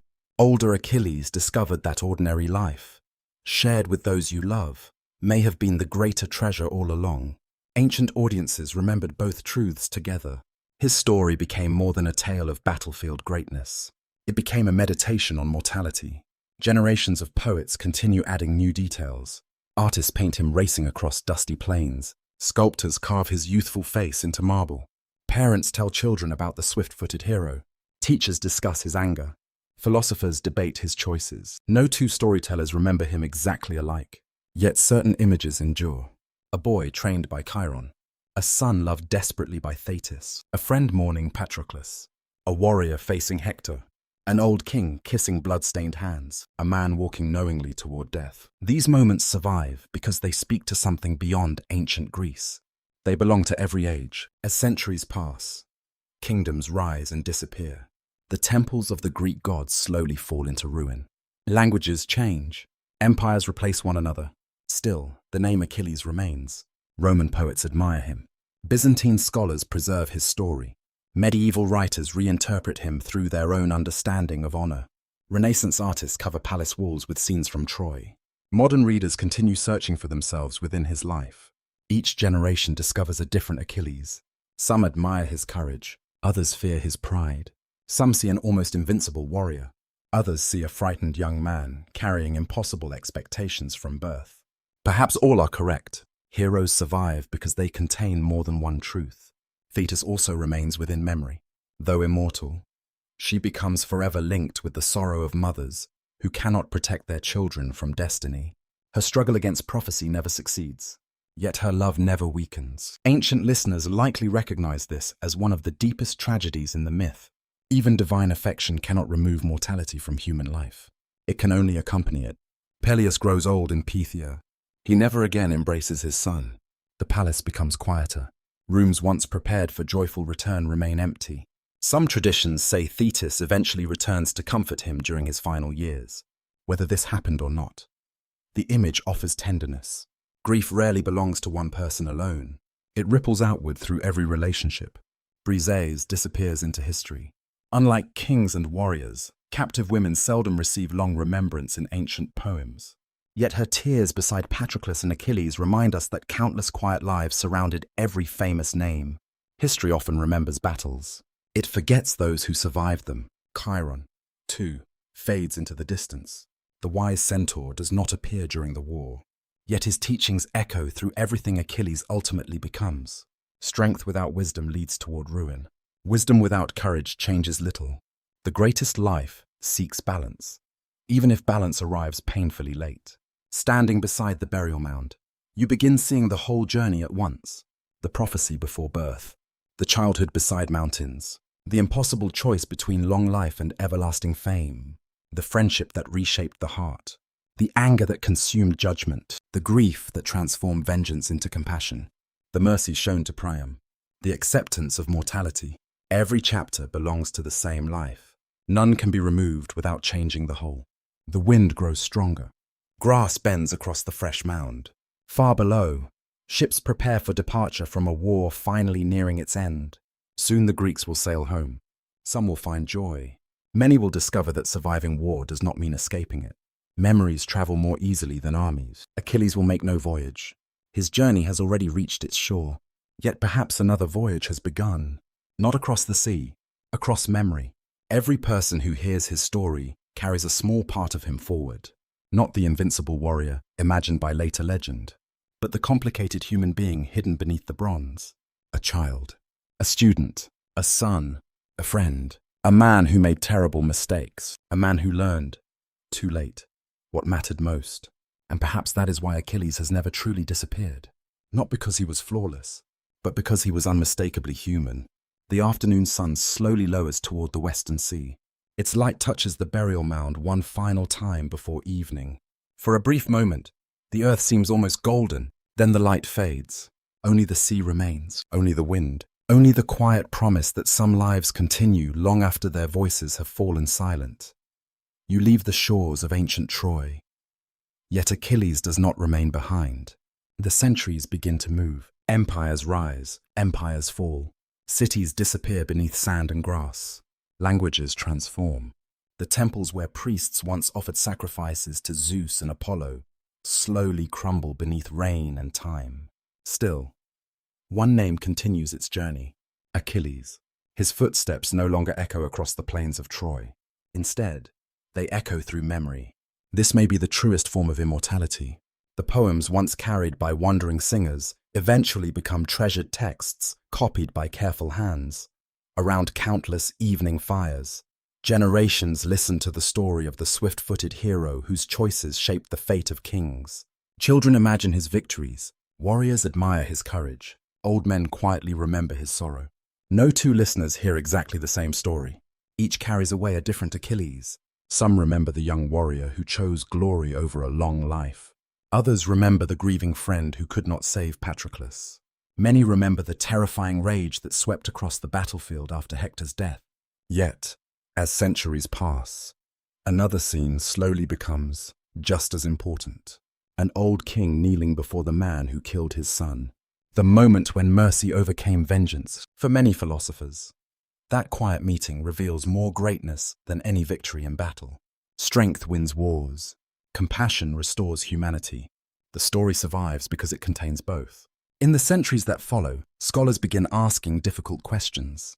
Was Achilles truly the greatest hero, or the most tragic? Was his anger justified? Could the deaths that followed have been prevented? Did fate leave him any real freedom? Or were all his choices already waiting before he was born? No single answer satisfies everyone. Perhaps that is why the story continues living. Simple heroes are easily forgotten. Complicated ones remain. Roman poets inherit the tale and reshape it for new audiences. They admire Achilles, while also warning against the dangers of uncontrolled pride. His life becomes both inspiration and caution. Greatness, they suggest, carries enormous responsibility. Without wisdom, extraordinary strength may become its own enemy. Centuries later, artists fill palace walls with scenes from the Trojan War. Achilles appears painted in brilliant colors. Sometimes he stands before Hector. Sometimes he mourns Patroclus. Sometimes he listens to Chiron beneath ancient trees. Painters choose different moments because every generation seeks something different from the same life. Sculptors carve him from marble. The stone captures powerful shoulders, youthful features, calm determination. Yet marble cannot fully capture what makes Achilles unforgettable. Not speed, not beauty, not strength. It is change. The child becomes the student becomes the warrior becomes the grieving friend. The grieving friend becomes the man who finally understands mercy. Transformation gives the story its heartbeat. Even physicians eventually borrow his name. The vulnerable place behind the ankle becomes known as the Achilles tendon. Later generations speak of an Achilles heel, whenever hidden weakness exists beneath apparent strength. Whether the earliest myths truly describe such invulnerability matters less than the lesson people found within the image. Everyone possesses a place where they are vulnerable. No armor covers everything. No success removes every weakness. Kings discover this. Artists discover it. Parents discover it. Children discover it. Achilles becomes a reminder that greatness and vulnerability often exist together. Modern readers sometimes see another layer within his story. They recognize a young man carrying expectations far beyond what any ordinary person should bear. Before he reached adulthood, prophecy had already decided how the world would remember him. Imagine growing up beneath such certainty. Every decision measured against destiny. Every victory compared with an impossible future. His pride begins to look different. Perhaps some of it grew from fear. Fear of failing the story everyone expected him to fulfill. Others focus upon his friendship with Patroclus. Ancient poets described a bond of extraordinary devotion. Across different eras, readers have understood that relationship in different ways. Some see inseparable companions in arms. Others see lifelong lovers. Still others believe the myths intentionally leave space for both interpretations. Whatever language later generations choose, one truth remains unchanged. Patroclus mattered more to Achilles than fame, more than victory. Perhaps more than life itself. His death transformed everything. That emotional truth survives every translation. Thetis also continues speaking across the centuries. Parents often recognize themselves within her struggle. She knows suffering is coming. She does everything possible to prevent it. She cannot. Every generation understands that pain. Children eventually walk beyond the reach of those who love them most. Protection has limits. Love does not. Chiron, too, remains quietly influential. Teachers, mentors, and guides often look toward the wise centaur as an example. He never tried to make Achilles invincible. He tried to make him balanced. The world remembers Achilles because of battle. Chiron would probably have preferred that it remember him because of wisdom. Perhaps both hopes survive together. The story also changes how later civilizations imagine heroism. Before Achilles, strength often appeared sufficient. After Achilles, heroism becomes more complicated. Can someone still be heroic after making terrible mistakes? Can compassion arrive too late and still matter? Can a flawed life leave behind enduring goodness? His biography answers yes, not because mistakes disappear, because people remain capable of growth until their final breath. Even today, writers continue returning to Achilles.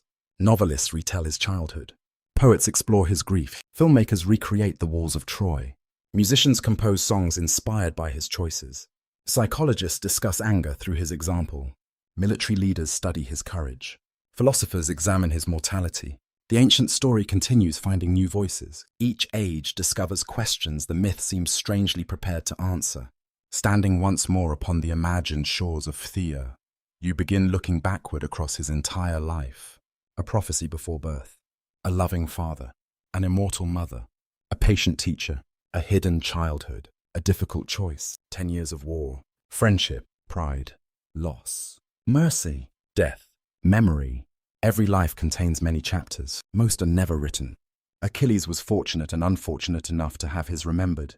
Yet, there is one final misunderstanding that deserves to be left behind. People often imagine Achilles only as the perfect warrior. That is not the man the oldest stories reveal. The oldest stories show someone astonishingly gifted, yet deeply imperfect. Someone capable of breathtaking courage. Someone capable of devastating anger. Someone who caused suffering. Someone who later recognized that suffering. Someone who grew. Perhaps that is why his story has lasted for nearly 3,000 years. Perfection rarely teaches us anything. Humanity does. As evening settles over the sea, the burial mound overlooking the Hellespont grows quiet again. Travelers still stop there. Sailors still point toward it. Poets still whisper his name. The grass covering the earth changes with every season. Spring brings green shoots. Summer fills the hillside with warmth. Autumn scatters dry leaves across the stones. Winter covers everything with silence. The mound remains, much like memory itself. No one standing there can truly separate history from myth. The real Achilles disappeared long ago. The remembered Achilles continues walking. Perhaps that is the final gift of storytelling. It allows ordinary human lives to travel farther than flesh ever could. And somewhere beyond history, beyond poetry, beyond every debate over what truly happened, the young prince from Phthia continues inviting each new generation to ask the same timeless question. If you knew exactly how your life would end, what kind of person would you choose to become before that day arrived? The answer belongs not to Achilles. It belongs to everyone who hears his story. You return at last to the sea, not to the crowded shoreline before Troy, not to the harbor where 1,000 Greek ships once waited beneath fluttering sails. You return to a quieter coast. The waves move slowly beneath the evening sky, just as they did before Achilles was born, just as they will long after every city, every empire, and every monument has become dust. The sea remembers without speaking. Its tides have carried fishermen, merchants, kings, and conquerors. It carried Thetis. It carried the ships that brought Achilles to Troy. And now, in the imagination of countless generations, it carries his memory gently into eternity. The burial mound overlooking the Hellespont has become part of the landscape. Grass grows thick upon its slopes. Wildflowers bloom each spring. Birds rest upon its stones before continuing their long migrations across the water. Travelers pause there. Some leave small offerings. Others simply stand in silence, listening to the wind. No one hears Achilles' voice, yet many feel as though they have. There is something remarkable about places touched by stories. The earth itself seems unchanged. The sky is only sky. The sea is only water. And yet memory transforms them. The ancient Greeks believed that a person's name survived only as long as someone continued speaking it. If that belief is true, then Achilles has lived a very long life indeed. His story crossed mountains. It crossed seas. It crossed languages. It crossed centuries. Few kings can claim as much. Fewer still earned it through honesty as well as triumph. When you first met Achilles, He seemed almost larger than the world around him. A prince touched by prophecy. A child born between a mortal king and an immortal sea goddess. Someone whose destiny appeared fixed before his first breath. It would have been easy to mistake him for someone beyond ordinary humanity. But the longer you walked beside him, the smaller the distance became. You watched him laugh. You watched him hesitate. You watched him make choices he later regretted. You watched him love. You watched him grieve. You watched him forgive. Those moments, more than his victories, allowed him to endure. History remembers powerful people. Stories remember recognizable people. Achilles became both.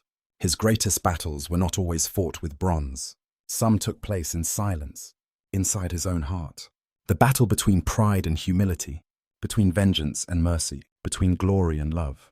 Those struggles never belonged only to ancient Greece. Every generation fights them in different forms. Perhaps that explains why Achilles never truly feels ancient. His armor belongs to another age. His questions do not. What matters more? Success or peace? Recognition or companionship? Victory or compassion? Can a person recover after making terrible mistakes? Can wisdom arrive late and still change the meaning of a life? The myths never force a single answer. Instead, they invite quiet reflection. That may be their greatest kindness, as the light softens across the sea. Imagine the boy once climbing the rocky paths of Mount Pelion. He carries a wooden spear far too large for his hands.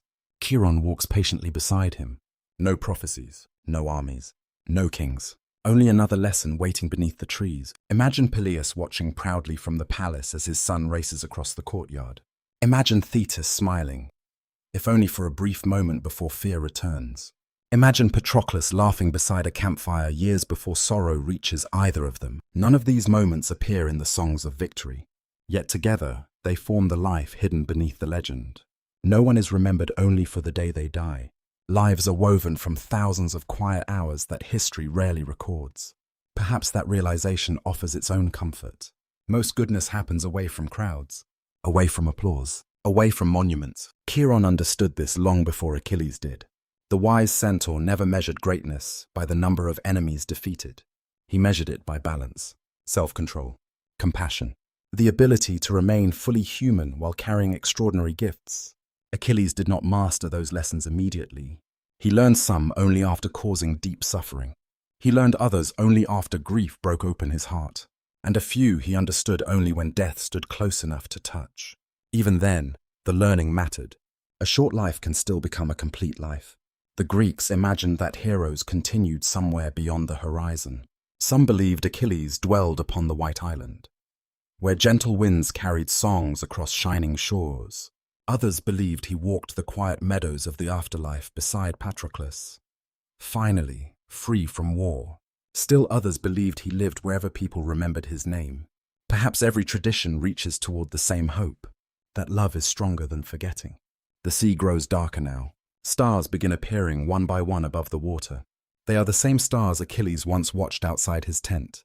The same stars Thetis saw from beneath the waves. The same stars Chiron pointed toward while teaching a curious young student about the heavens. They have outlived every battle.